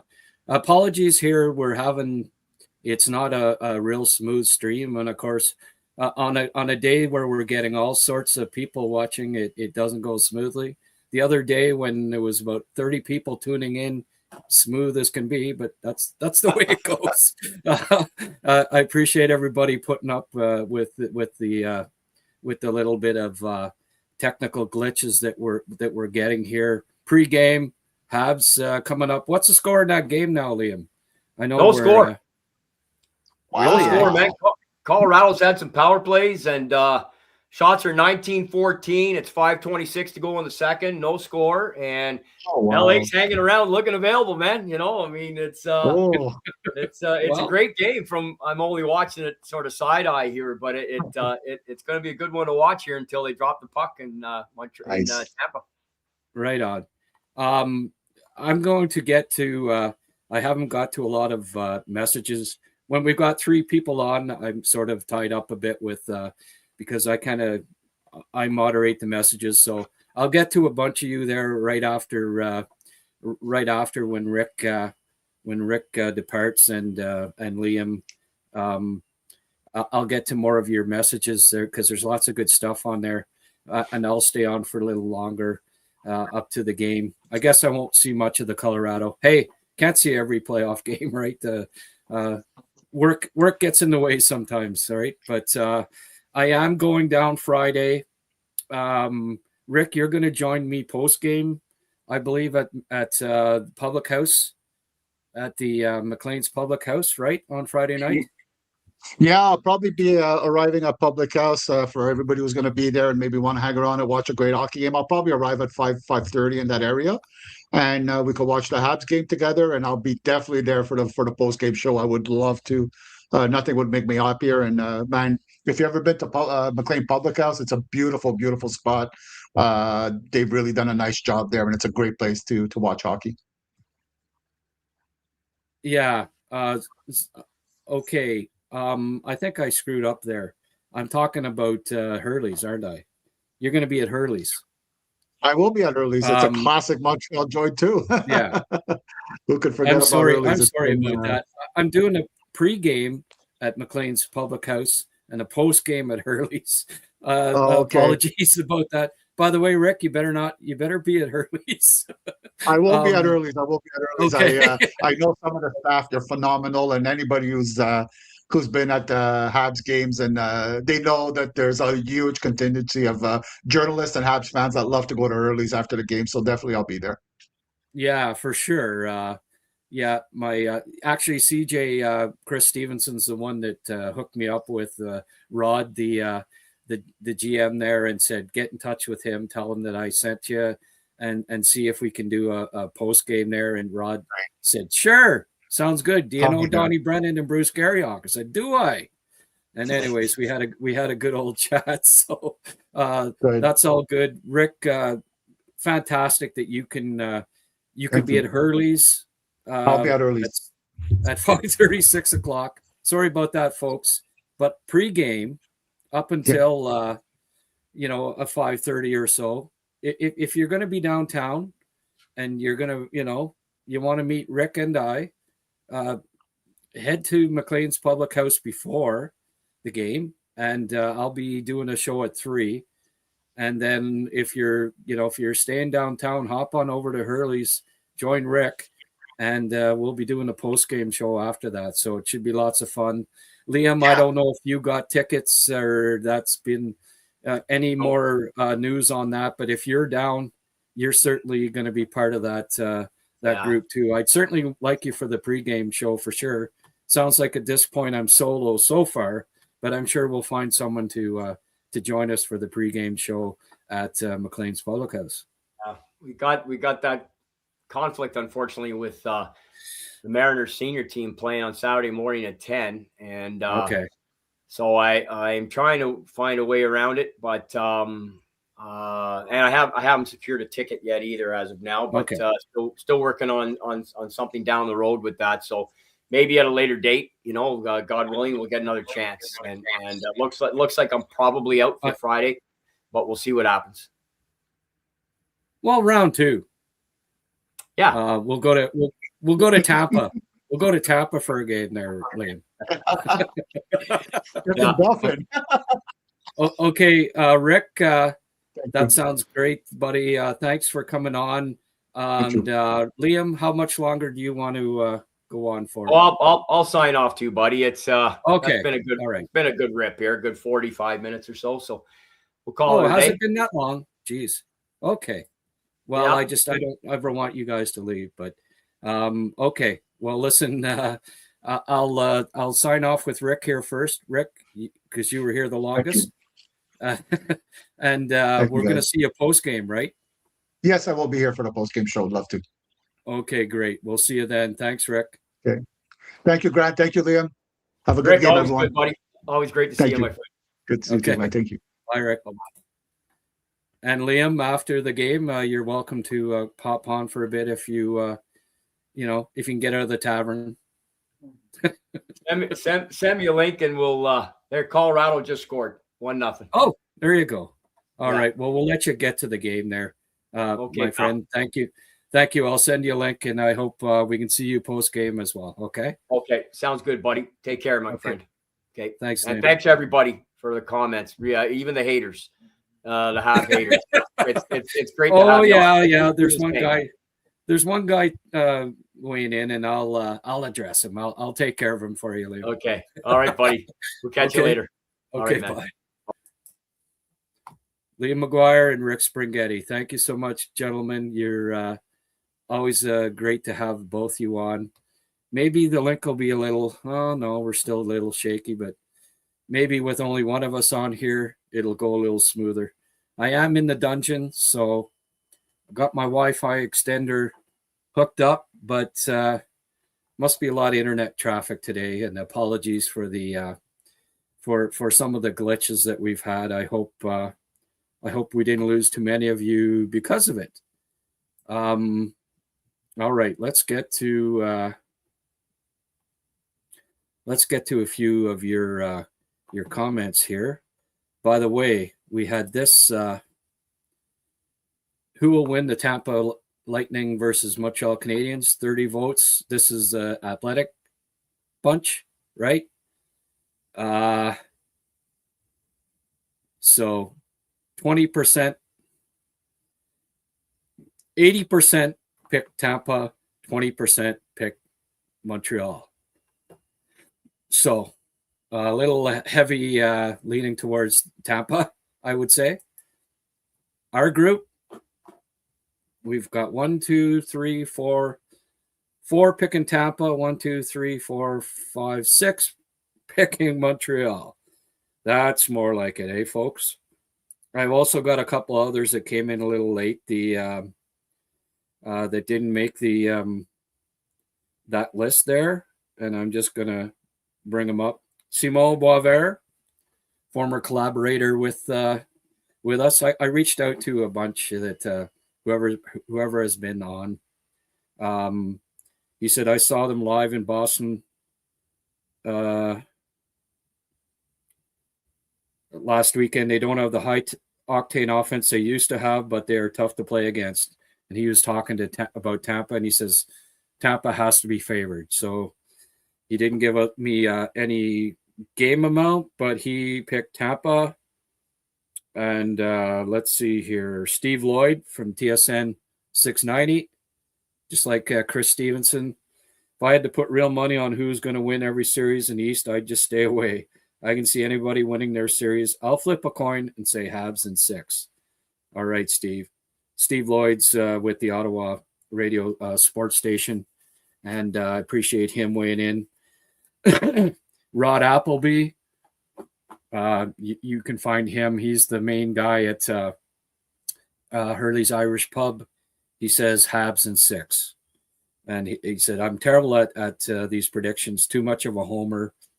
First thing he said was Habs in 4 in every series, but for business, Habs in 7 for every series. I said, so are you, splitting the difference, say 5.5? He said, okay, Habs in 6. So there you go. I think we've got in total 8 picking the Habs and 5 picking Tampa, or 9-5, or anyway. Clearly, our media group is we might be a little slanted towards the Habs. It's fair to say, but we're on the whole picking the Habs. I mean, I thought, there's a part of me that says, oh, geez, it's going to probably be the Lightning. They've lost in the first round the last 3 years. They've got, second best, most productive player on the planet, and Montreal doesn't. They've got that second line that's clearly better than Montreal's second line. They've got Vasilevsky, who's been there, done that, and goalie's such a key. And there'll be some question with Dobie, but if Dobie, well, his win percentage is 75% this year. I mean, he finds a way, right? He battles, and if he plays the whole series, that's a good sign. I mean, it was a good point by Liam saying, "Hey, do we see Fowler this series? We might, but it's obviously a good sign if we don't, and that Dobie's as good as Vasilevsky, or perhaps even a little better. In the last month, I'd argue he's been better, maybe last 2 months. So he's certainly got the compete. He's got the battle. If the game's close, he's going to come up with a lot of big saves. And hey, I'm just looking forward to I don't want a 4-game sweep, unless it's the Habs, obviously, but a Tampa 4-game sweep. I don't see Montreal. Put it this way. There's a better chance that Tampa sweeps this series in 4 straight or wins it in 5 than the other way around, in part because they've got the home ice advantage and can start out here. I don't see Montreal winning both games in Tampa, but I could see Tampa winning both games in Tampa. And then obviously then they could perhaps sweep if they win that 3rd game in overtime or something like that. They might sweep it. But, I think Montreal, best case scenario here, comes out with a split in Tampa. And, hey, best road team, if I'm not mistaken, in the East this year, right? The Canadiens. So that's not, it's certainly not out of the realm of possibility that the Canadiens come away with a split here, right? And let's hope that they at least win one, go back to Montreal, go back to that crazy atmosphere, and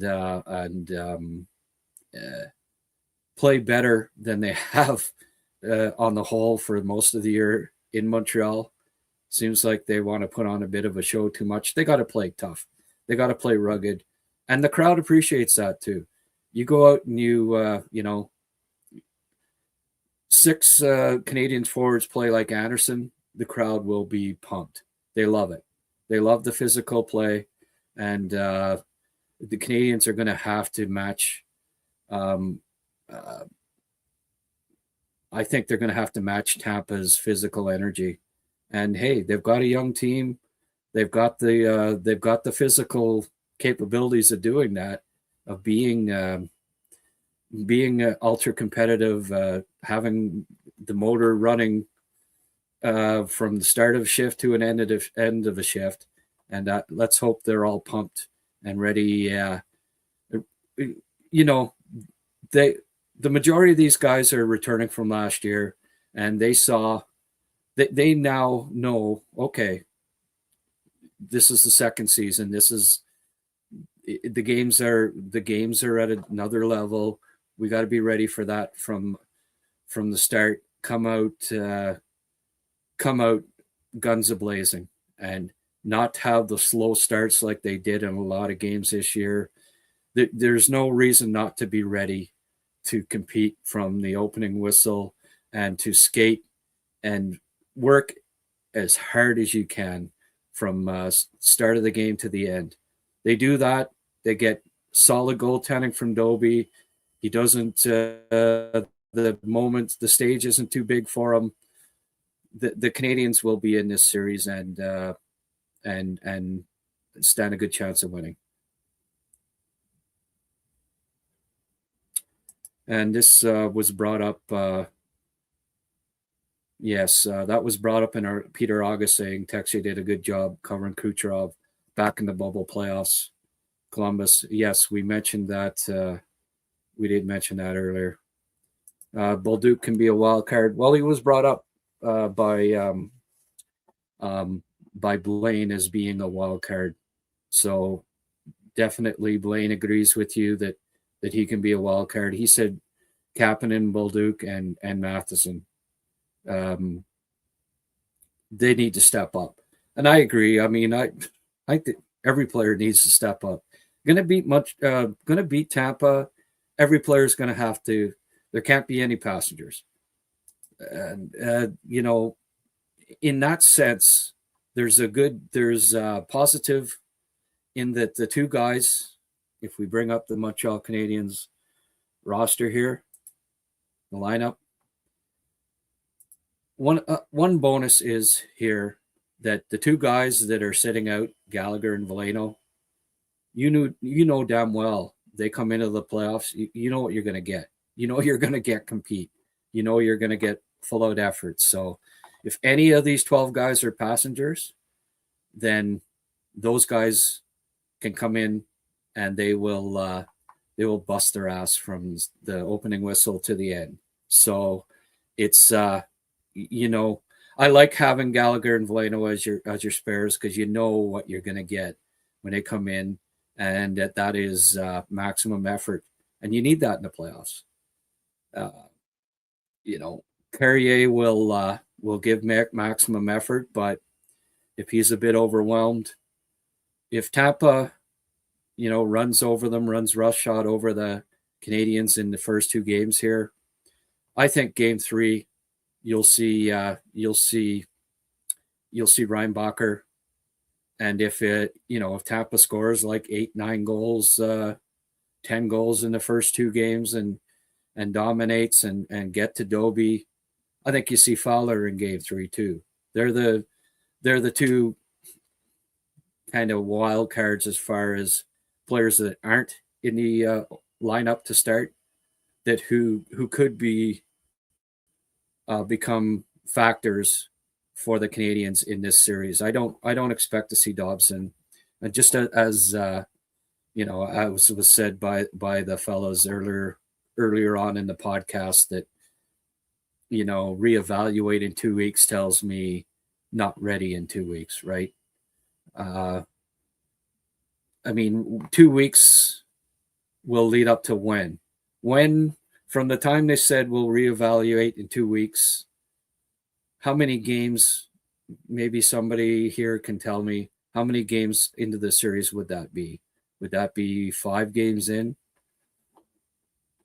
Like maybe game 6 or 7 if, the 2 weeks is up and he's somehow ready to go. They've got a magic cast on there where he can handle the puck without it harming the break.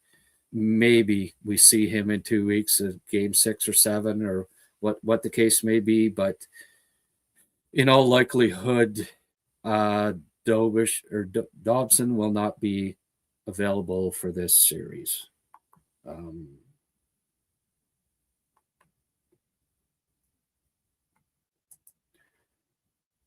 Some players play better pissed off, so that's the switch MSL must find.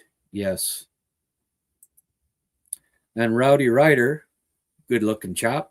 I root against every Canadian team in the playoffs unless they play each other. And he felt the need to say that in capital letters. All right. So you could be, are you seeking a little bit of attention there, Rowdy Ryder? I think that with you going with the name Ryder, that you wouldn't cheer against the Habs. Seeing that Michael Ryder was a longtime Hab, but can't stand Tampa, but I hope they sweep Montreal. All righty. Oh, welcome to the podcast, Mr.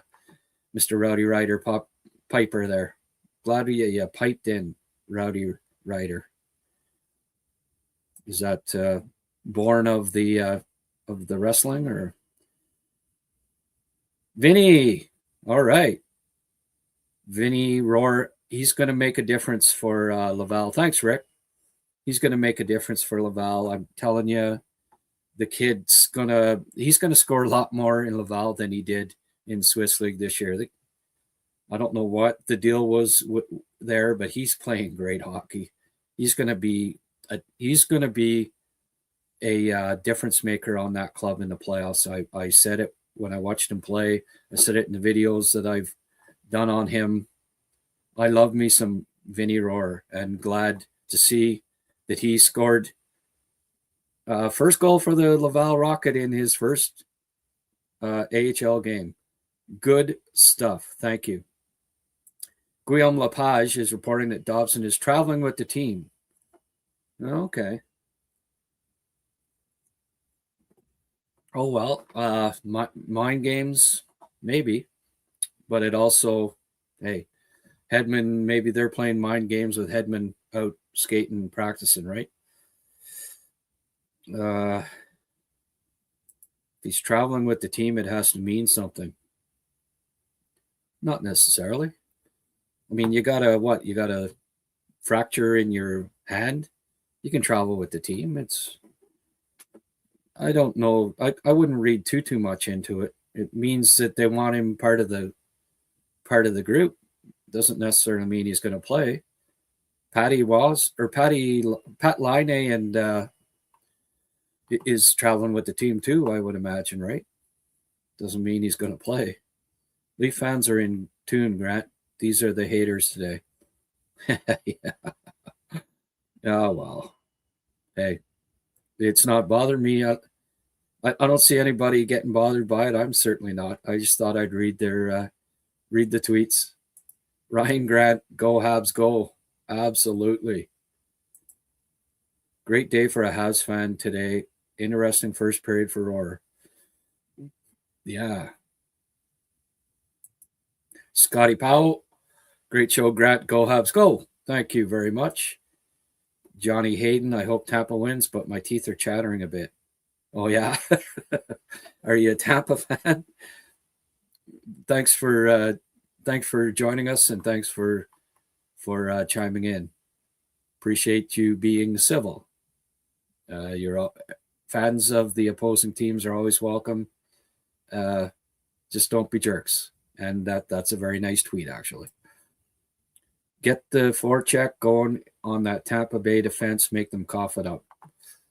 Well, I mean, it's a decent defense, but they don't strike fear into me. Like, Moser, Radish have been solid all year. They're I mean, Radish is going to get lots of points. McDonough, yeah, he's getting long in the tooth, but still pretty solid. But again, the guy's what, late 30s or down close to it now? Chernak, a solid big defensive defenseman, Dastu and Littleberg, are they any better than Jackeye and Struble? I don't know. I'd put them in the same kind of category, but you match up their defense against Montreal's. I don't necessarily think, I wouldn't say Tampa's got an edge. At best, they're a different type of defense, but I'd call it pretty much even as far as the defense group goes. So, again, like Montreal, at least I think is on par with Tampa, that defense group.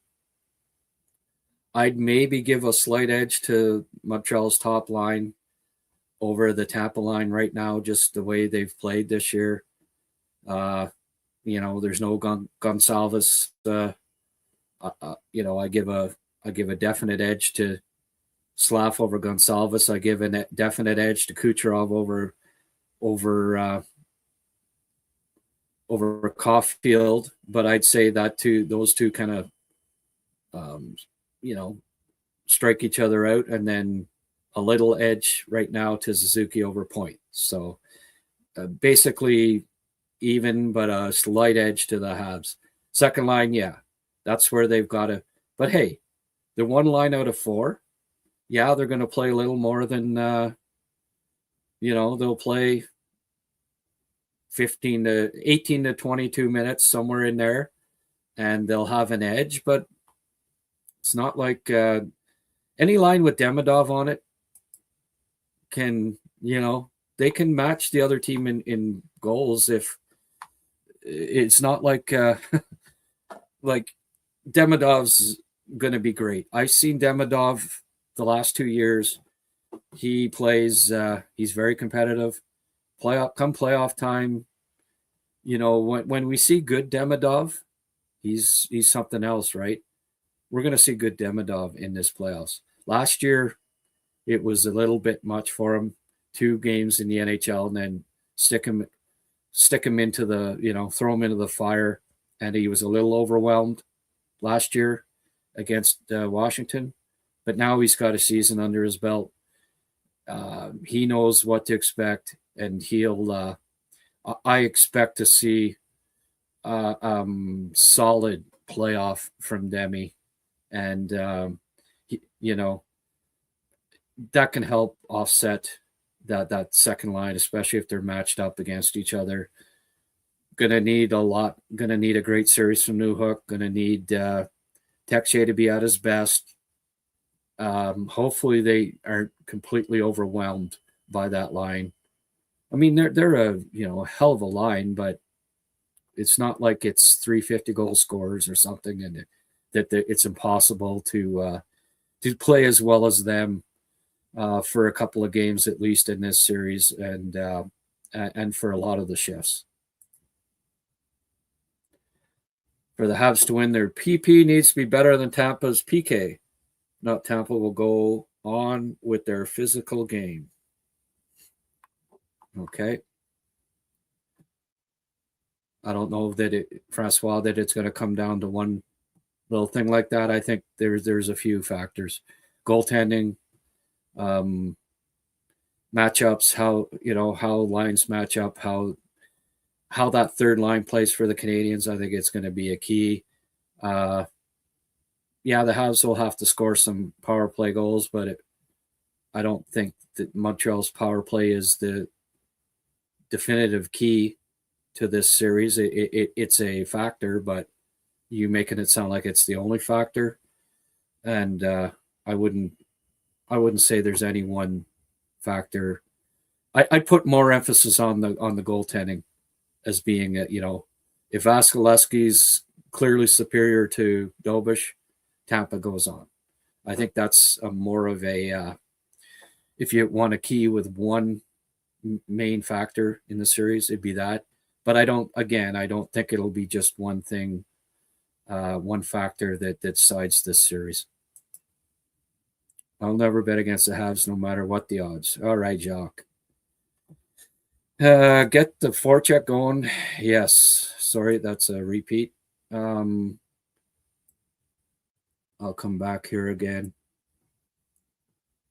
It's going to be a tough series, says Jeremy, but the Habs will take it. Well, I hope so. Richard, Habs will win the series in 5 or 6. The Habs are not going to come out so timid like they did last year against Washington. Montreal is going to be really tough for Tampa. Good. Dovish, best goalie in the league last 3 weeks. Oh, yeah? Well, here's hoping he can keep it up.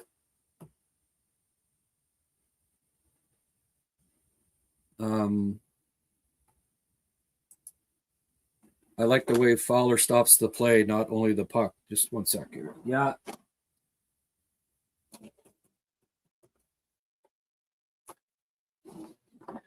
That's a good point, Jacques. Man, yeah. Hey, let's go Montreal. Absolutely. Where's Charles? Charles, it's playoff time, buddy. Are you having a pregame nap there?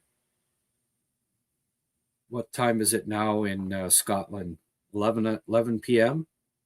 Where are you, buddy? And where's Mark? Again, Mark's nowhere to be found. Something happened with Mark, man. I don't know. I've emailed him twice. Really concerning. I guess none of you got to know Mark away from here, right? And can give me any sort of any idea, any inkling as to what happened to him, because all of a sudden he disappeared a couple of weeks ago, and he was at every Habs cast. He was a big part of it, and he has not been here for 2 weeks, and it's really it's worrying me. It's worrying me a lot because I don't know. I've come close to quite a few of you on here, and the same goes for Germain, Brian too. He, all of a sudden it was just boom, he's gone. I did get a message from him saying that they were in a car accident, but he's still not back. It's playoff time. Brian, if you're tuning in to any of this, you're watching this, hey, we'd love to have you back on here, buddy. We miss the interaction with you too. Somebody being correcting a few things. Michael, thank you. Perry will take out Hudson and Suzuki. Okay. Yeah, Perry. Well, I mean, he's a way better skater than Hudson. Hudson can't keep up with Corey Perry. Perry will be, yeah. Poor Blain. He's not going to be able to get away and avoid a hit from somebody as fast as Corey Perry. You're 100% on the ball there, Neuron. Absolutely. Habs suck, especially their goalie. Yeah. All right. Well, what we'll just have to do is say, see you later there, Neuron. Have yourself a good little time. Pittsburgh lost in 5 in 2007, went back-to-back final. Yeah. Yeah. And they had, as Liam pointed out, they had Crosby and Stills and Nash. Or no, Crosby and Malkin. Habs don't quite have that, but I hear what you're saying. Anderson and Doc need to target Gensel every chance they get if he's allowed to play free, can score 6, 7, 8 goals in the series. Yeah, I'd make the suggestion too, Nas, that I think Gooley needs to neutralize him, right? I think he's got to play a physical series and probably be matched up against that line quite a bit. And, forwards and defense tend to, that tends to be the matchup, the physical matchup in a lot of ways, because forwards are coming in, right? The defenseman, front of the net, what have you. You tend to have your physical battles, defenseman versus forward, and in that regard, when Arbor and Struble out there, they need to be physical with Gensel. When Gooley's out there, he needs to be physical. Matheson needs to play with a physical edge too. He can, and he's going to need to in this series. Jacques, who picks the Habs in 6, says, "Don't forget to like." Yes, please, folks. That used to be one of the things I miss about Mark, is he'd always look at the number of likes and tell me if we're up to 100 yet. If we haven't hit 100 likes, I'd sure appreciate it if you hit that like button, because we need to be up. We're 2 hours into a show. We've had more than 100 people, or did up until now. Geez, we're getting close to game time, aren't we? And I have not eaten anything yet today. So I'm going to go about another 5-10 minutes. That's all I can do, folks. And I got to go have my first meal of the day. When beer is your first meal of the day, that's stomach tells me, hey, get some food into you. Bolduc was a pest in the playoffs last year, hoping he can do the same this year. Yeah, he wasn't productive though. He played less than anybody else. So I hope that he can produce this playoff, unlike last playoff, and also is a pest, as you say, Dan. Dathan, Donnie McCaskill, $10. Thank you very much, Don.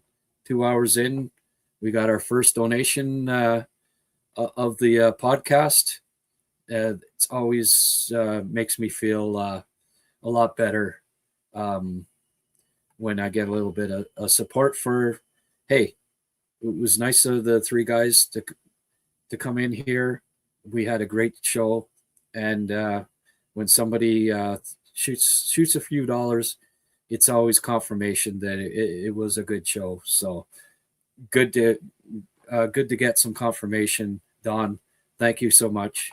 You're a steady contributor, and it's much appreciated. What I love is both teams were built to beat the Panthers, and are able to have a fight each other's system against each other. Yeah.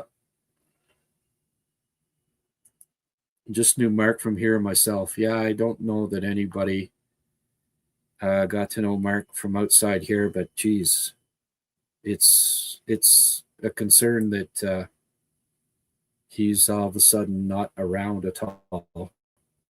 I don't think. No, I didn't say anything negative to him or anything, so that can't be it. I don't know. It's weird. I give the series to Habs because of Hudson. Well, that's a good point, and it's something we know. Lane Hudson's going to be, the guy is a playoff type performer. He just big games at tournaments, big games in college. The guy's a gamer. He'll show up. He'll be fantastic. I agree. I believe that he will be he could be a difference maker in this series, and I hope that is the case. Tampa doesn't have a Hudson, do they? Well, let's hope we see the best. Let's hope we see more than a point per game Hudson in the playoffs, and it's possible. Dovich's going to have to be a big factor. So is Matheson, who has the ability to step up and fill Dobson void. Yeah. Tampa's bottom six aren't super skilled or scary. They're solid, but nothing special there either. No, I don't. Their defense doesn't scare me. It's decent, but yeah, nothing world beaters. And the bottom six, yeah.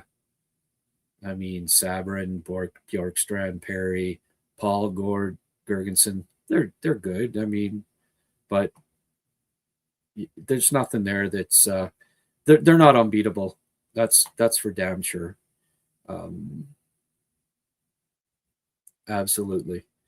All right, folks. I think I got caught up here. Sorry if I missed a couple of your. I mean, I can't get to everybody's here. We've got quite a few. Tommy saying Hurley's is awesome. Right on. I don't know. I haven't had anybody here saying that they're planning on going.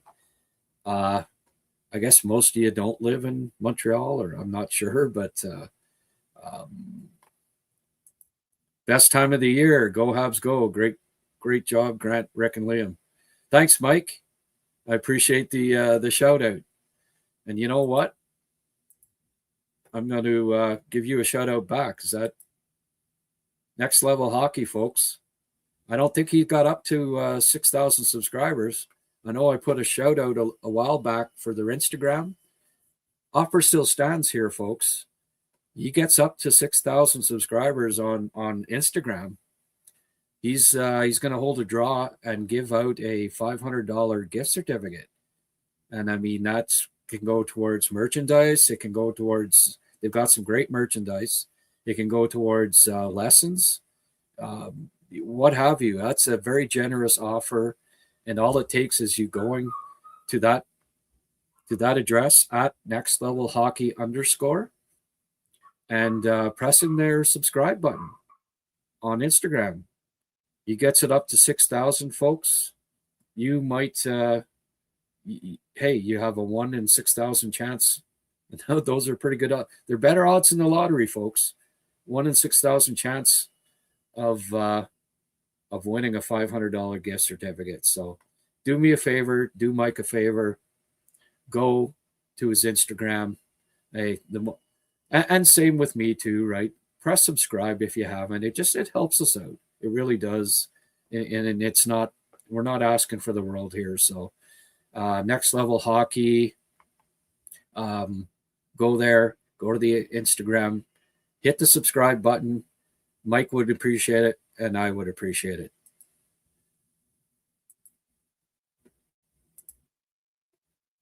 All right. Get back to the comments here for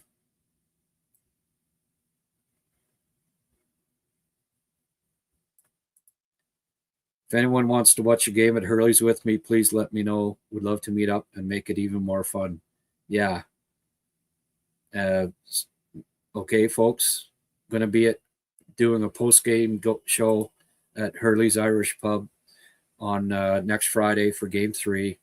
I'm coming down from Ottawa, making the drive down, staying 2 nights. I'm going to probably be there and at McLean's Pub on Thursday too. So either day, let me know over the next few days, and we'll meet up for a pint. But and Dan or Jay there, maybe on Thursday, I'll take you up on that offer to buy me a couple pints. What I love is both teams were built to beat the Panthers. Oh, had that one already. I give the series to Habs because it's okay. Well, I'm caught right up here. I got to go get ready for the game. we'll see you after the game, I hope. Really appreciate it. Hit that like button. Subscribe if you haven't already. Subscribe to Next Level Hockey at Instagram. All those good things. We'll see you post game after the Habs beat. I'm gonna make my prediction now. 4-2 Habs. Caulfield, Slav. Caulfield, Slav.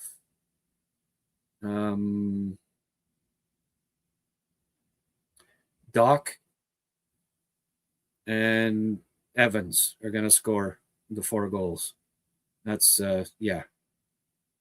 And Evans into an empty net. All right? Okay. You can book it. Thanks, everyone. Great day to talk hockey. It's going to be an even better night to talk hockey. Thanks for tuning in. It's been a great show. Have yourselves enjoy the game, and we'll see you after, okay? After the game. Bye now.